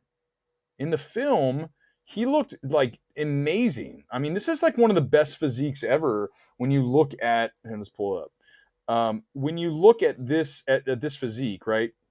This is a really good physique. It's very masculine, right? Which I know these days, that's toxic masculinity. But when you look at his abs, they're good. He's got a great chest. But then you watch Plane, you're like, what happened to this body? What happened, Gerard? Why do you have a belly? He's not as fat as Russell Crowe. Russell Crowe needs to like ease up on the food, right? We can all agree. Him as Zeus in Thor: Love and Thunder, you're like, dude, okay, maybe just a couple of Fritos and the entire jumbo bag. Like, I think we need to cut back a little bit. But Gerard Butler's got a belly, and you're just kind of like, this is kind of sad. It sounds like a workman-like B movie. That's workman-like. If we were doing an NFL draft special, this would be like, like a 5th round pick Plane. So we should do that's actually, thank you, Jeff. That's it. Every time we review a movie, we're going to give it an NFL draft grade. What round we'd select it. So Plane would be a 5th round pick. Not undrafted, certainly not in the top few rounds, but it's not the worst film ever. A 5th round pick, maybe it develops into something better than it is. No, that's not going to happen here. But 5th round, a physique critique, but the bad kind. Yes, Gerard Butler and his belly in this movie. I mean, a little bit, Brett, a little bit, but I don't think he got himself in shape for that movie. I think a lot of people just assume, like, when you look at Wolverine, a lot of people, when he had the whole thing with him saying, I didn't take steroids, right? When you look at what Hugh Jackman, he got in shape. I think it's weird how going to the gym and being able to stay in decent shape here, even, as I advance in age, it's weird how people quickly want to, and I'm not just calling you out, Brett, I'm telling you that this happens a lot. People say, oh, that's airbrush, that's CGI, that's not real. The truth is that it is possible for Hugh Jackman to look damn close to that. Now, did he have a little bit of help? I can't say, but I can tell you that the human body is possible of doing amazing things if you are consistent, if you are reliable, if you keep at it, and you're determined as hell, and you also eat well, right? You have a clean enough diet, you can do that. So I don't really want to say, I think Gerard Butler is in great shape for 300. There is some airbrushing there, sure, but you guys know I don't need to post, I'm not going to do the shirtless picture tonight, but you guys know I don't ever use the filters are only on the Twitter thing. I've never gone through and actually I probably should go through and do a little bit of, Photoshop. Let's cut a little bit of belly out there. Let's cut right? No, but I'm saying is it's possible. And I think it always makes me a little bit angry, and I'm not angry at you, Brett, because you're a loyal watcher, but I'm just saying it makes me a little bit a little peeved when people just instantly say it's not possible, they cheated, it's CGI. It is possible, it's hard work, and you just have to stick to it. I can't recommend enough someone that I've watched for many years. It's a true tragedy this person. But if you really want to watch somebody who I think was extremely motivational, and I suggest has maybe the best physique, one of them ever, his name was Greg Plitt, Plitt. He's on YouTube. There's a ton of videos. He was very big in like the 2010-ish range before YouTube got too big. He had a website. Go watch his videos. I love his spirit, and he was unstoppable. And I take a lot of that to the gym with me today. But he's proof that you can do it. Now, he does have good genetics. I'm not going to get into the tragedy. You can look up after you watch the videos. There's a big tragedy that involves him, and it doesn't involve, him overdosing on something. But just watch some. But I think just let's not discount someone's hard work. I think that's, it even goes to things like even in this space, you see people say, well, what value does this person have? People work hard to get there. That's why I say when you step into any arena, it's going to take time to excel and to prove yourself. And I think that's one of the big problems we have now in film criticism. There's a lot of people out there that don't have the background, they don't have the experience, and they don't have the legacy. Ultimately, it is a version of legacy, right? It's you having a track record over time of being on the right side of history over and over and over. And for me this year, it's little things like calling Tar a best scorer. This was a long time ago. I said, Tar's not a best score nominee, and here it is winning tonight. These are things that when you come out of a film and you mention, people go, wow, he got that. He saw that. He saw that. They know. The studios know I know what I'm talking about, okay? You guys do. Now, occasionally, we might sort of miss. It happens when you're batting .999. Okay, .997. I fully admit this. Avatar 2, didn't think it'd get $2 billion, not after that start. It did, and I'm happy for it. But I'm also not happy because it's not a great film. So I'm conflicted. Very conflicted. Jeans, no question jeans are a big deal. Jeans are certainly important. Jamarcus Russell, Fabelman's is the Jamarcus Russell of awards. All right, we have just a few. We're going to go past 9. Let's call it 15 minutes right now. We're going to go past 9 into the 9 o'clock hour, and then we're going to rip it because if you want to watch it, go back from the beginning. We've been going hard here for like an hour and 15, and I think it's really good. I think we got a lot of stuff done here today. Crow looks like there's been a lot of brown pints at work, right? You know, it's weird. Here's the thing I don't quite understand. And help me out. I have a mentality. Now, granted, I don't have $10 million in the bank. 20 million, 100 million. I mean, Gerard Butler's a rich man. But I don't understand the mentality, especially as a movie star, not wanting to look as, I'm not saying you have to look like Gerard Butler in 300, but I think that it's like your job is to be kind of like the best version of you. And again, The Rock, that's a whole nother thing. But I'm just saying, when I looked at Gerard Butler and he's sitting down in the cabin when he's getting, coming on the plane, and I see his like belly protrude, I'm like, really? Gerard Butler, really? I mean, I know that, no one's asking you to look like 300, but at least can you get rid of the belly? Like Brad Pitt keeps himself in great shape. I mean, I don't think we've ever seen Brad Pitt not be really lean and mean. He looks great. He even takes his shirt off once upon a time in Hollywood. And he's in his 50s, right? He's like in his late 50s. He looks amazing. Go back to Fight Club. I think one of the iconic bodies is Brad Pitt in Fight Club, which, by the way, not big. He's very lean. He's not a lot of muscle on him at all. Very lean with a six-pack. But Gerard Butler, come on, man. I mean, you make millions of dollars. Can't you just keep yourself sort of in shape? Can't you just do a little bit more cardio? Just a little bit. Brett, if Eric gets free runners for a year, he'll watch Avatar 2 on the treadmill. No, I will not watch Avatar 2 again. I have no interest in ever watching that film again. It just doesn't interest me. And there's too many other films I want to get to. There's films. Okay, someone asked me earlier. I mentioned I started that film. I didn't finish it today. I started it. To Leslie, the actress in that. What's her name? Hold on, let me look it up. I forget her name right now. She was in Mandy. The actress in that is getting all this love on Twitter. Like, hey, you got to check out this Andrea Riseborough. Here she is.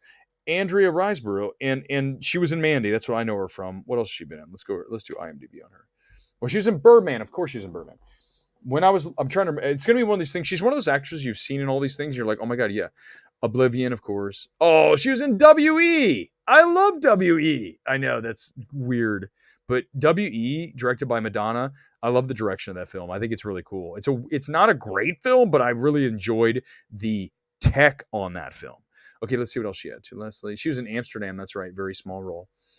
She's kind of like she's a character actress. So here she is in To Leslie, which is this film, kind of like was it Restless Heart? What was the one with Bridges? Whereas in the I always love a good redemption story movie, and when I started this film, I liked a lot of it. What I didn't like, I didn't love the cinematography on it. I feel like this Michael Morris, I'm not exactly sure where he came from. I feel like the color palette. And we talk a lot about color palette, and at this point, we're at the stream where we're going to get into some niche stuff. The color palette on To Leslie needed to be more muted. And I know that's such a specific thing, but when I started watching it, I looked at it and I was just like, I don't like the look of the film. Now, I only got through the first 20 minutes. I'm going to get to the rest of it.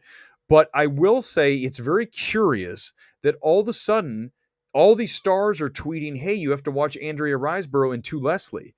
Now, there were people that came out through the year, see the reviews right there, Spectacular, Tour de Force, all that. And Mark Maron's in it too.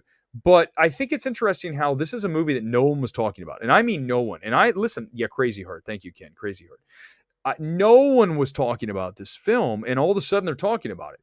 I mean, this wasn't even a film I remember coming out theatrically. If it was at AMC, I would have seen it. I would have gone. I see almost everything at AMC. If there's a movie that comes to AMC, I see. In fact, I'm going to go see this small Korean film tomorrow that's about, I forget, it's a Korean film. It looks like a horror film, and it's tiny, but it's up at the AMC 8. I'm going to go see it because I have AMC A-list, and I love seeing small films. But I wasn't in love with To Leslie from what I saw. But I do want to finish it, and I'm only 20 minutes in, so I can't say for sure, but I liked at least her performance. I love redemption stories. I love those kind of things. I told you, whenever I write a film, and it's happening, okay, just update, we are in the middle of writing something. When that you see that film, you know what it's going to be? It's going to be depressing. I'm not going to lie to you guys. It's going to be fairly depressing. It's going to be slice of life, and it's going to be grounded as hell. And what I did like about To Leslie is that's my kind of film. I always talk about that, right? Like a blue collar, someone who's just been used up and spit out by the system on their last chance, and they're trying to redeem themselves. I think there's a great value in the fact that they never do. So I haven't finished To Leslie. I hope that she doesn't. I hope that it ends with kind of this melancholic finish. That's what interests me. So that's the film I'm going to write. It's a film we are writing right now. Is a very based on real. It's going to feel as real as possible. Nothing sensational about it. Nothing. I do not like that. I like films. It's a great example of a film that I would make. And it's going to happen, okay? But two examples of films that I loved and I think are exactly the kind of film I want to make. One, Sound of Metal. Grounded, everything in it feels real. I love the look and feel of that film. Darius Martyr kicked total ass. And one from this year is Emily the Criminal. John Patton Ford. Grounded, street, everything feels absolutely authentic. Those are my kind of movies. Those are the movies I want to watch. That's why I loved After Sun. That's why I love Tar. I'm not going to lie to you. So that's why I have more of a problem with films like Avatar. The kid in me still, I can enjoy them if they're good. You guys know I like Thor Love and Thunder a lot. Not Avatar 2. There's no wonder in that film. It's all faux wonder. There's no true emotional wonder in that film. It's absent. It is sterile. It is flat. It's not a great film. I'm sorry. So I can still go there. It just has to be the right film, the right director, the right tone, all that. But if you ask me, what film do I want to watch? I want to watch After Sun, Tar, Emily the Criminal, Sound of Metal. These are the kind of films I want to watch. What do all those have in common? They're almost biopics, right? They're almost like you're watching the life of a down and out person. And certainly in Tar, we got to that point, right? And you're seeing someone have to have an epiphany at the end that maybe it's not going to get better. And I think no film does that more so than Sound of Metal, which at the end, after he has his ear, right, he has a surgery, he's got the hearing aids, and he's told that it's going to make, and he has in his head, he's like, it's all going to be back to normal. I can go back to drumming. Then he turns them on. It's like, and he's like, what the hell? This is not what I expected. And they even told him, don't expect this to be like it was before, but at least you'll be able to hear something. And he then has that moment on the bench at the end where he just realizes the simple beauty of quiet. That is my kind of film. Like, those are I just go, oh my God, I love you, Darius Martyr. I love you, John Patton Ford. I love you, Todd Field. I love you, Charlotte Wells. These are the films that I love. And it all goes back to, I think, my real first, before, when I started getting into film, I was in TV news and I lived in Milwaukee. And I started getting into film more and more. This is back in the early 2000s. And I remember going to the small theater there called the Oriental. It's in Milwaukee. It's like the, whatever your local independent theater is. And I watched the Dardenne brothers film, L'Enfant.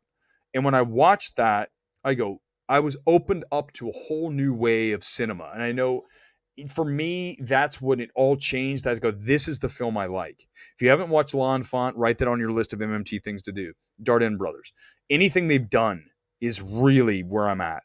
And Sound of Metal, these are the films I like. So I'm not going to lie. These are the films that are After Sun. They have the same feel, right? Because what are they ultimately? They are grounded films based on people that are everyday human beings, right? They are not. Now, Tar, I understand, isn't, but when you get to the end of Tar, we're at that point, right? The arc is just literally, I hate using the word because it's so cliche, jaw-dropping. That arc that Todd Field puts on that film, right, for Lydia Tarr. But the thing about After Sun and Sound of Metal, what do they all have in common? These are people that you'd run into on the street. These are people that are just living a 9-to-5 life, if that, on the margins of society. That's where I find the interest in film. And we don't get those a lot. Emily the Criminal is a perfect example of that as well, right? Struggling to get by. She's got massive debt. She's doing gig economy work. And then she says, then there's a little sensational where she's drawn into the criminal world. But what's beautiful about that is that it's grounded in that what she's doing is something that's a real thing, where they take stolen credit card numbers and then go out and buy things and then sell them and make the money on them. So that's a whole thing that is true. So that feels grounded. Now, if Emily the Criminal was everything, and then all of a sudden she became a stripper who went out and at night, killed people on the side, then we're losing that, right? What I want is my film to feel like everything that happens could happen to someone in real life. And I know that for some of you, you're like, that's not exciting enough. But unfortunately, that makes me sad that you don't think that's exciting enough, because you need to watch films like After Sun, Emily the Criminal, Sound of Metal. These are just recent films. Good Time. You talk about a film that is grounded. You talk about a film that feels lived in. I felt like I was in New York, on the gritty, grimy streets of New York. And that's the difference between Good Time and Uncut Gems. Is Good Time feels like I am in grounded, gritty ass New York. And the other feels like I'm sort of there, but I'm also there with Adam Sandler and NBA players. It loses that. That's why Good Time is so far superior to Uncut Gems. It's not a contest. Give me a thumbs up if you agree, because I know you do. There is no contest between Good Time and Uncut Gems. And the reason is that Good Time feels more authentic and grittier than Uncut Gems. I want my film to feel like I am walking into a documentary version of this fictional life. Emily the Criminal, Sound of Metal, Tar, okay, at the end. But you know what I'm saying? I love it. Yeah, one Hedrix point never, OPN. I think is it 10 Hedrix? He made it based on a Boston radio station, like 106.7. 10 Hedrix point never. That score. I mean, the second that score crawls in, you're just like, Connie at the end. That is still, to this day, when I want to hit turbo on the workout, like tomorrow I'll be at the gym and I will hit Connie. on the phone, and I'll have the AirPods in, and I will absolutely slam that so loud. The break, did it, and I just go whole, and it just the way it just builds, and I'm just like in there, like just let's go get it. I love Good Time. We'll look back on the Good Time score in history as one of the most influential scores that there is. I agree with you, and you have to know something. You have to know. It's at point never. I think Eric, welcome to the channel, by the way. Is you have to, man, I just love when someone else says what you just said, that history JM will look back as it being one of the most influential scores in the history of cinema, because it is. And so is Daniel Hart's work in A Ghost Story and Empire Light score and Reznor Ross Social Network. These are scores that you think of instantly. Okay, let me look over my shoulder. Films with scores. We'll go a few more minutes here because I feel like I'm feeling, especially when we start talking about like niche things like score. When you look, okay, Women Talking, amazing score. Moonlight score. X, no score. It's music. Pearl, no score. Tar, no score. Joker, yes. Hildur. Batman, yes. Everything Everywhere, no, not good enough. Not one of mine. Blade Runner 2049, yes. Glass Onion, eh. La La Land, yes. Songs, okay. I think Greatest Showman has better songs. I'm sorry, but it's true. 1917 score, decent. But hit me with scores that you think are unreal. I mean, listen, if you're going to talk about scores in the past decade that you have to put on your list, Tar. Critics' Choice. Best laugh I've had in forever. Best laugh. Tar. Best score of the year. Best score. Tar. Yeah, okay. You say so. Tar. I got 2 Tars. I got double Tars now because I have double Tars on the walls. I got double Tar FYC screeners. Let's go. Listen, it is Reznor Ross. Oh, sorry. Reznor Ross, Social Network. Reznor Ross, Soul. In fact, when this stream's over, I'm not going to do it because I don't need another copyright strike. I'm going to listen to Just Us, the final song in Soul. It's the one that plays over the credits. I mean, I will cry. I will sit here looking like Matthew McConaughey in Interstellar. Interstellar score. Good Time. A Ghost Story. These are all masterful scores. Women Talking this year. Less so, very good score, but not as singular as the ones I just mentioned. Hit me with more, but they're usually, you're going to find them in A24 films, Neon. Oh, Micah Levi. I mean, Micah Levi. If I'm hiring someone to do a score, pardon me for burping, I am going to go with Micah Levi, Reznor Ross, OPN, one of those 3. Oh, you know what score I really... Okay, here's the score that's really cool you should check out. And a film that I love. This is your 3rd thing to do tonight. 1, watch In Fabric. Score, Caverns and Andermeyer. 2, watch L'Enfant, Dardenne Brothers. 3, watch... Oh my God, what was the film I just came up with? Oh, Funny Face. Funny Face... Hold on, let me find it. I want to make sure you guys know what movie you're watching. This is a film that came out in 2021. It is one of my favorite films of that year, 2020. I think it was actually released in 2021. Here it is. Okay, let me get the ad out of there. Get out of here, ad. Okay, here it is.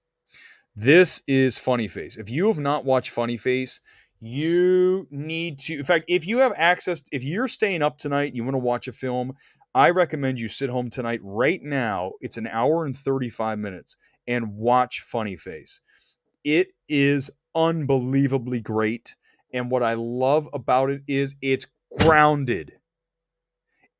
But yet it also has elements of hyperrealism in it. But yet it feels like I am in Brooklyn. I am there. I am in the locations. Cinematography and the score. The score of Funny Face is done by, I think it's Phil Mossman was his name. Let me look him up.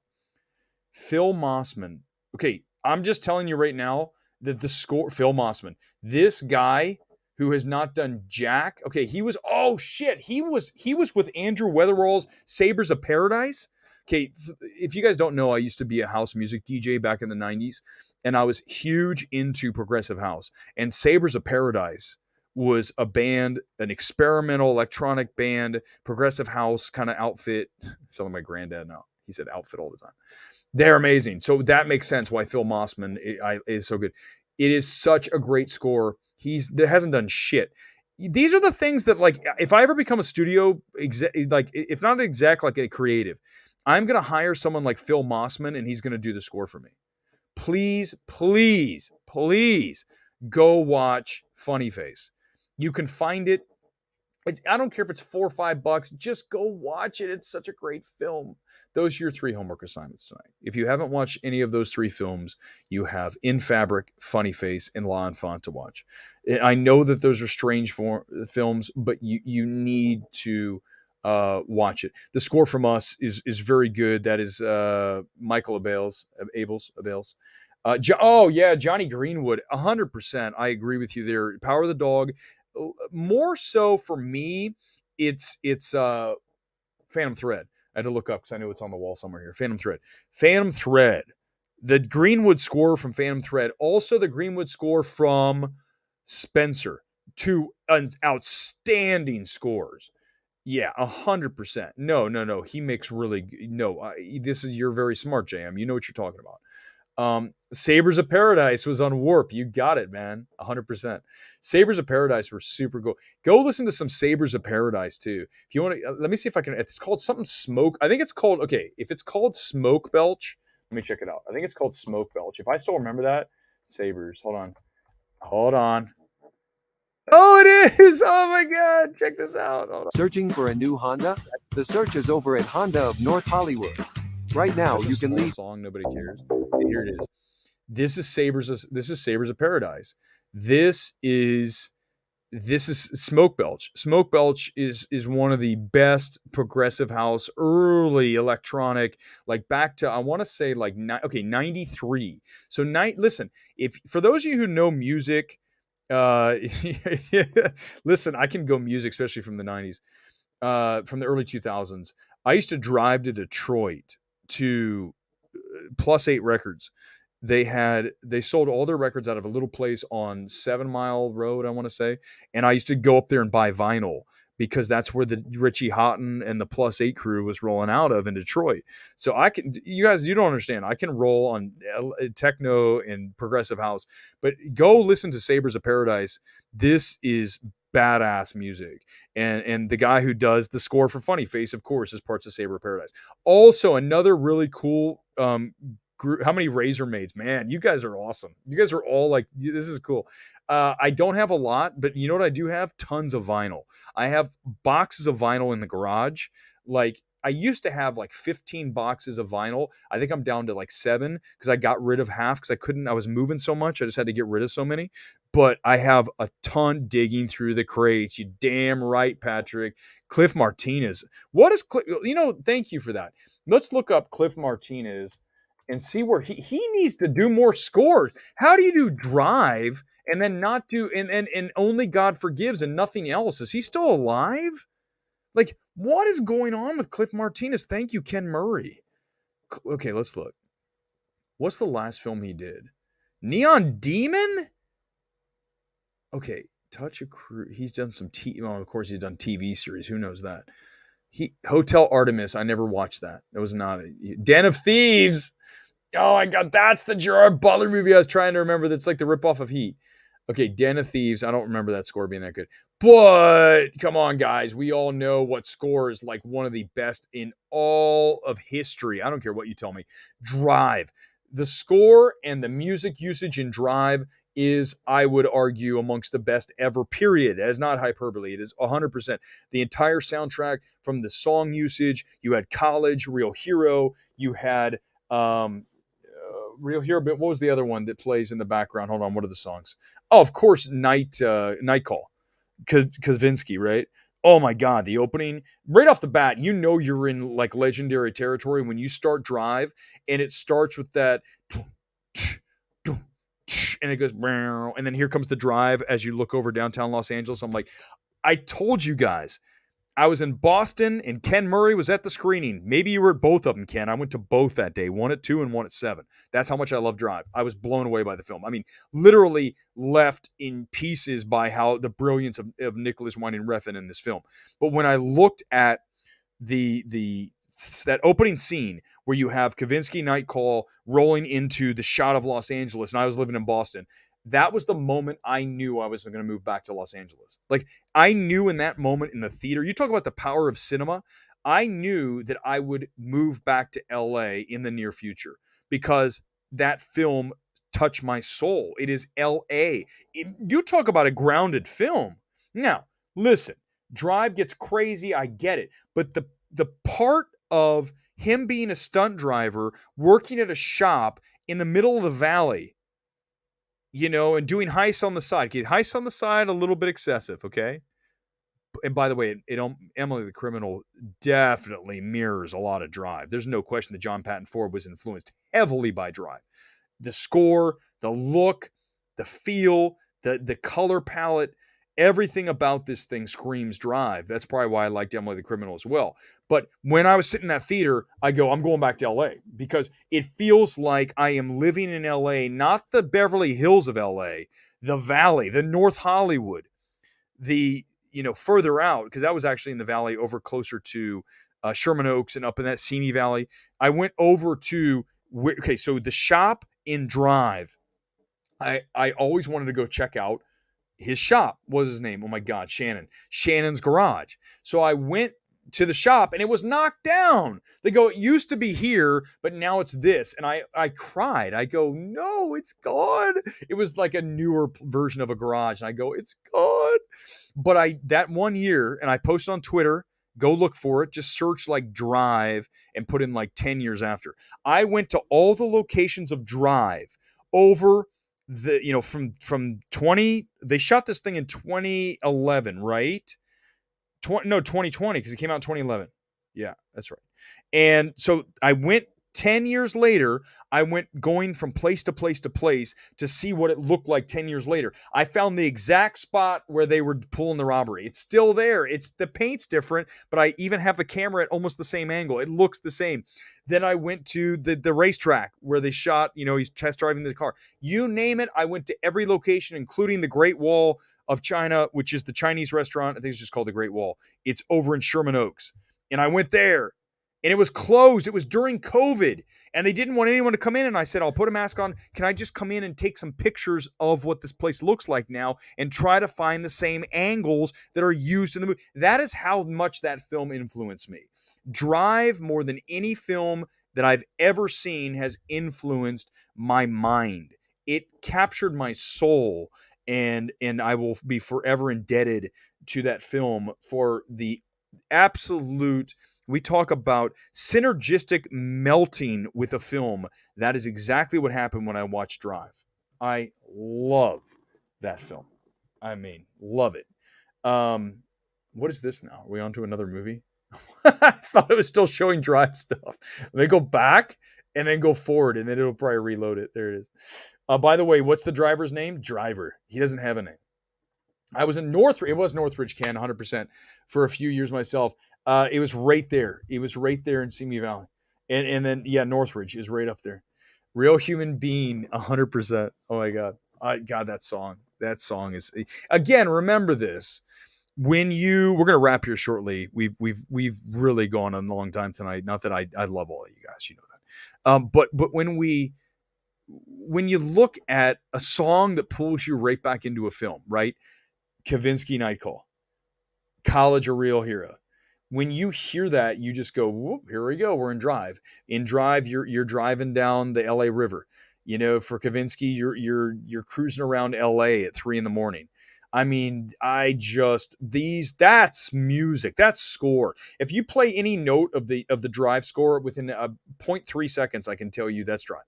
I mean, just, when he's doing the stunt and he's putting on the plastic head, I think it's called Rubber Head, is the track by Cliff Martinez. As soon as you hear that, I go, yep, there he is putting on the rubber head. They're doing the stunt. Shannon's like, I can get you extra few $100s if you do the role.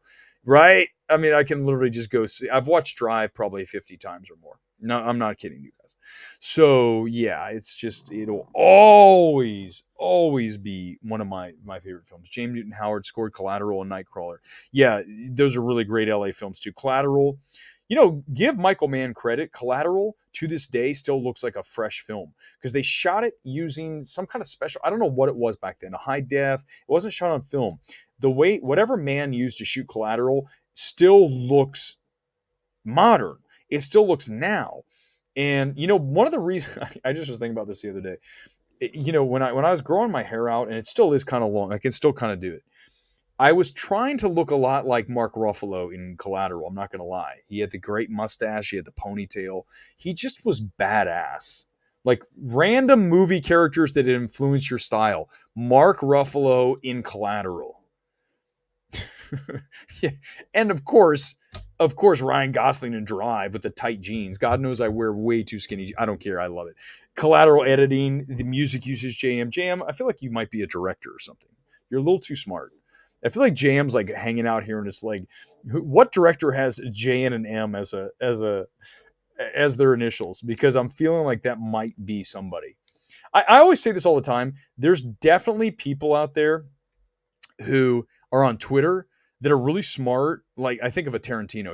Tarantino's out there, and he absolutely is on Twitter. You just don't know who he is. You're sitting there going, okay, who are you, Tarantino? I know you're there. And same with Nolan. He's there. I know it. They love films too much.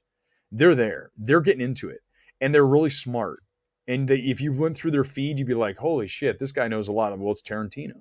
Well, it's Nolan. They are. Do not tell me they're not. Now, I don't know if JM is, but JM is pretty damn smart. It could be Matt Reeves. It could. By the way, I want to say one thing that I'm pissed at, and I'm really this is you guys say I'm a shill. Let me tell you, for those who did, you guys know that's a complete farce. I'm angry because Matt Reeves told me they were starting Batman 2 like a month ago, before Collateral had it. No, Collider, my bad. Still thinking about Collateral. I knew it from Reeves. He told me as he sat next to me at Armageddon time. I told you I saw him, and I said he was working on. I didn't know it was that big a deal that he. Of course, he was working on the sequel. Then it turns out it was a huge story. Everyone's like running with it. Look, he's making the sequel. He confirmed it to me, but way before the Collider article. But I don't go out there shilling and saying Matt Reeves told me that he's working on Batman 2. So don't call me a shill. I don't even bother. I took a picture with SS Rajamouli the other night at the party for Universal. I didn't even send it out. I was just happy to see him, and I took a quick picture with him because it's like a knee-jerk habit. I don't go on and go, oh, look, it's me and a director. I'm so cool. I did send the one for Todd Field because I love Tar. You're never going to see me take a picture with, like, Steven Spielberg. That'd be weird because I just said I do. Well, if he was talking about Minority Report, I'd be like, let's go. I love you. It's so amazing. AI, oh, my God. War of the Worlds even, mostly. But not a Fabelmans. No way in hell. I know exactly. It was literally a Eric Weber with one B, not two, but it's okay. Buck teeth Ben. I didn't do it. Exactly. That's what. Oh my God, this fool. I hope I see this fool out and about. By the way, these people that come after you, you come see me. Like the girl, catch me outside. Here's the truth.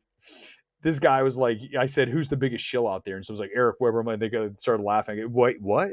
What are you talking about? Like, if you're gonna have a comment like a wise ass comment, be smart about it. Like, I just said I knew Batman 2 was shooting way before Frosty did. I didn't go crazy on it and send it out. Even if I did, who gives a shit? Matt Reeves told me. Matt Reeves knew who I was. He said, you're Eric Weber. I don't make this shit up, guys. I don't have time for that. I just told you I don't care. I go to these events and I leave. I don't care. I care about the films. That's it. I really like Matt Reeves and I love Let Me In. So I told him that. I made sure to make mention of that.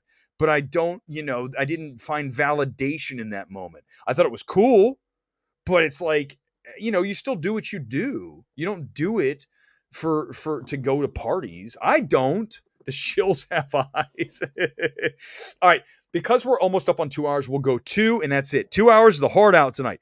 2 hours, which would be not the longest. The longest MMT ever is what? Avatar. When it was 3 hours and 8 minutes, and I can't believe that was the opening weekend, and I went off, and I said it wouldn't get to 2 billion. I did. I didn't think it would. It is. I mean, but listen, it is what it is. I can't stir you up. Well, good. That's the point. Come after me. It was an MMT exclusive, but I didn't even bother. Oh my God. I don't even bother. By the way, guys, hit the likes. He says it right now. Hit the likes. Give me likes. I mean, listen, all we've done is done a bunch of truths here tonight, right? We still have about 10 minutes. All this show is smart. Yeah. because of you guys, well, and me. But it's also real, unvarnished, and truth. Everything here is based in truth. And when we go back to Critics' Choice and all those things that were said, go back and read it, go listen to it later. All of it's accurate. All of it. And even the fact that Avatar 2 wasn't going to get $2 billion, at the time, it looked like the right bet. I'll live. It's not like I said it was going to go to 1.2 billion or something. 1.2. It's way. I said 1.819 at max. It's going to do more than that, which is good. Just damn, I just wish that it was a better film. Tayek, Auto Slave Track. Yes, right when the wolf, coyote, right? The coyote's running through the street. That isn't that it? That is unbelievable. That's such a great scene where he's in the back there. The film's about ready to wrap up there in downtown LA, and he sees the coyote walking through. I wish Collateral looked like Thief. Yeah, I understand. I get it. There is weird once you become kind of a film snob. Like I said when I was watching To Leslie, is that what it's called? Yeah, when I started it. I didn't like the look of the film. I wanted it to look more muted in the palette. And I was like, I'm a film snob. But it's true. At least I admit it. Edgar Wright picking songs for flicks. He's very good. Don't Stop Me Now. Yeah, he's very, very talented at that. I mean, and then also he edits it. Like, did you see that? Watch The Making of Baby Driver. Your head will explode. Literally, it's all I'll say. Rusty, it's a shame he didn't come back for Dark Knight Rises. Work on the first two films was very good. Oh, for score we're talking about? Yeah. It's weird. I saw Interstellar last week. I told you guys. And the same with Dark Knight Rises. That's when Nolan was just starting his, I'm going to experiment with score way too loud for the film, right? We're going to bury dialogue and we're going to pull score up. And Interstellar was really bad for it. I mean, I noticed it even more so here in that 70 millimeter screening last week. Is it's so buried that you're like, what's happening? I can't even hear what's going on here. Did I shop at Atomic Records? There's an Atomic here. I'm sure I did. I mean, in Milwaukee, I went to all those, any kind of like indie kind of joint. That's when I grew up in Columbus, Ohio. So guys, I grew up in Columbus, which, as you know, Ohio State and Columbus, Ohio in particular, is a really strong indie town because you have that college. So you have this really weird art scene there. And I tell you to this day, I would not be here with you tonight or even have stepped into this arena if not for my childhood in Columbus, Ohio, which through some miracle of God was graced by a very, very strong art scene. And it led to me being exposed to things that I normally would never be exposed to in, let's say, Lincoln, Nebraska, or even Indianapolis. Pick another Midwest town, Dayton for sure. Columbus is super hip, okay? It's actually a place I would consider moving back to. I'm not saying I'm going to be in LA forever, but if I ever move back, I would consider moving back to Columbus. Because it's my hometown. So I know it. I know it's different, but it has a really strong art scene because of the college, because of Ohio State, the largest university in the country. You get a very diverse population, a lot of East Coasters there. But I remember one of the reasons I got into DJing is because we used to go out to clubs. We had clubs there, if you can believe it. Like on a Wednesday night, we used to go to a place called Wall Street. It was a lesbian bar. But on Wednesday was their alternative night. And back then, we didn't have YouTube, right, kids? We had vinyl records and record stores and radio. Radio didn't play any of that alternative dance stuff. But I used to go to Wall Street, and the DJ would light it up with, like, remixes of 80s songs. Depeche Mode, New Order, Cure, Cult. All these remixes, largely from the UK. And high BPM stuff. That's what got me into it. And then I started going out to more and more clubs. And then I was going to like the independent movies as well. And that's why I love that movie from last year called Poser. It was set in Columbus, and it was about the art scene in Columbus, which actually is pretty damn hip. And again, if not for Columbus, Ohio, and that scene, I wouldn't be here. I wouldn't even be into these smaller films that really drive me. I just listed the films that I love, and none of them are big smash, no huge hits. I mean, thank God we have an A24 now that gets attention for films like After Sun and Saint Maud. In the past, we didn't. You had to really struggle to get to those films. We had Miramax, you had Sony Pictures Classic, you had some smaller labels, but A24 really changed all that in 2011. When they came out with God, what's it called? The Spring Breakers. right? Spring Breakers wasn't necessarily their first film, but it was their first film that really landed, that really got them on the map. And being in Boston for that whole time, Ken can attest, he was there as well. We saw A24 come of age, saw it really just explode as a brand between Spring Breakers, go back to films like Locke.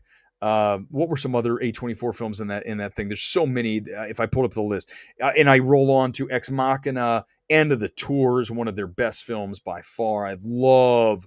One of the big treats I've ever had in my life was getting up to go up to Jason Segel on the street of Pasadena as I was going to meet Gore for a beer. I had to run over to Nike to take something back, and I came out and I'm like, oh shit, it's Jason Segel.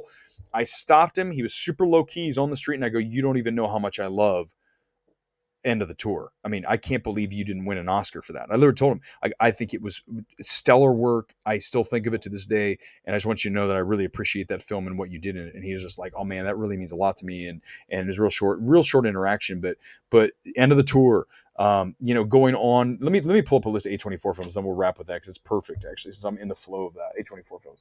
But I can tell you this, Spring Breakers was their first big, kind of like buzzy film, right?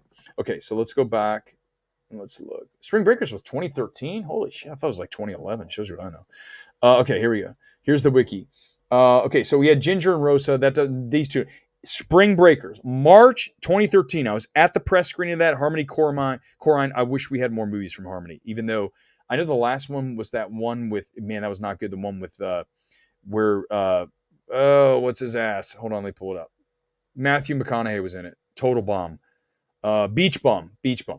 But no, okay, so Bling Ring, yes. Spectacular Now, Enemy, yes. Under the Skin, oh my God, Under the Skin. You talk about a score, Under the Skin score. Okay, Locke. I was here for all this. Obvious Child. I walked out of Obvious Child. Ken can probably remember. I got up and left. I hated that movie. I even said it, and then A24 followed me. They're like, this guy hates our movies. But then they found out I like a lot of them too. Rover, Robert Pattinson. Life After Beth, I don't think I remember seeing that one. Tusk.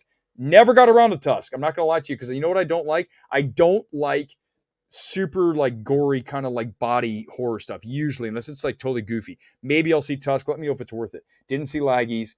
Revenge of the Grangs. Captive. I think I saw The Captive. Most Violent Year. That's a film I absolutely saw, and that's a film that a lot of people thought would do a lot better in award season. Did nothing. A24. But you look at this, Ex Machina. End of the Tour. There it is. And then you start to get into this, it became a real brand, right? You get that 2015, 2016, that flip. You had Room, you had The Witch, Krisha, Green Room, smaller. But then it became kind of this cult thing, right? Swiss Army Man, the first Daniels film that we got, the first one that really put him on the map. And then you just look at this, and then it just grew. You had Moonlight, obviously the winner. And then you get to these films where at this point where A24. But when you go back to the beginning there and you look at Spring Breakers, and it was just kind of this thing where you're like, what's this A24? But you knew that they stood for quality, right? A24 was a brand that stood for quality. Brett, let's get to your last few minutes here. If you have something you want to say, get in the super chats. Otherwise, we are done. Brett, other than box take, do you think seats sold like France would be better judged with pricing variations from region to region? Yeah, I don't know. I don't know how France even does that. Seats sold. Yeah, I'm not even sure what they. Listen, all I care about is ultimately the numbers, and that we see healthy numbers. So again, going back to Avatar, the fact that it's a $2 billion film, I'd rather it be something else, but who cares? It is driving the marketplace, which is great for all of us. But I just wish that we had other films that were able to do even 1/10 that business. Tar, Banshees, even though I don't love it, but Banshees, Otto looks like it's finally coming on. But you know what one of the keys is? You can't tell people it's going to be on streaming. You cannot tell. If it's going to be on streaming, people aren't going to go to your movie. Last 2 minutes. You got anything? Let me know. Tusk was okay. Person thinks it's overrated. Okay, maybe. I had to interview Jenny. Oh my God, you did? I walked out, Ken. I don't know what happened, but I didn't think any of it was funny. I was not in the mood that day. If you remember, this is going to be very specific, Ken. You're not going to remember this. 4 people, at least 4, came in, like 2 couples. And I don't know what they were doing in the press screening. I think they just kind of wandered in and they started talking, and I was already ready to go. And they came in and they were annoying me. And instead of yelling at them and going to get the press person and saying, get these people out of here or tell them to shut up, I said, I don't want to watch this movie. I got on the train and I left. I got on the train and I left. Free Fire. Yeah, that's a lot of people like that film a lot. I don't even remember Free Fire. Some of these things. Red State better than Tusk. I never saw Red State. I need to watch that. I'm kind of down on those. But again, I mean, ultimately, I think that when you look at A24, you're always going to get a very well-directed film. You're going to get a very technically interesting film, which for me, that's half the battle. If you give me that, I'm going to be happy. All right, guys, we're going to roll out of here. We might be back on Thursday. Maybe. We got that new one, Searching, or is it Missing? Is it Missing? Which one was the first one? Searching? Whatever. I might do a stream Thursday, so check back in the community tab.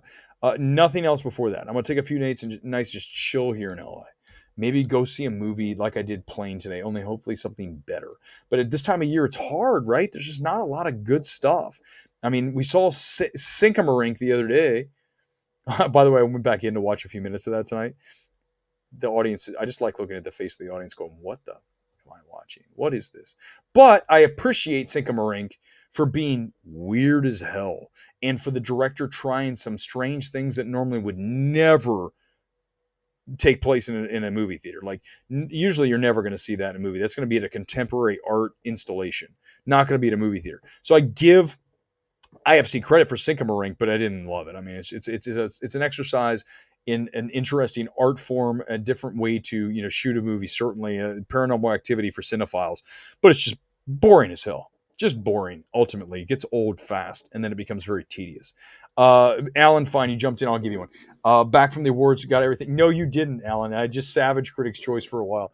You're one of the good ones, though, Alan. You're one of the good Critics' Choice members. There's not many of you. You and Gore, that's it.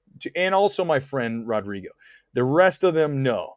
By the way, next time we do this, we will do Shill of the Week. I didn't have time to get it ready tonight. I was too fired up about Critics' Choice. We'll do Shill of the Week. Feel free in the community tab to give me your, I mean, we already know who it's going to be, but if you have somebody, let us know. Best in the community. Thank you. You got it, Jeff. Absolutely. I agree. Smartest. No question the smartest.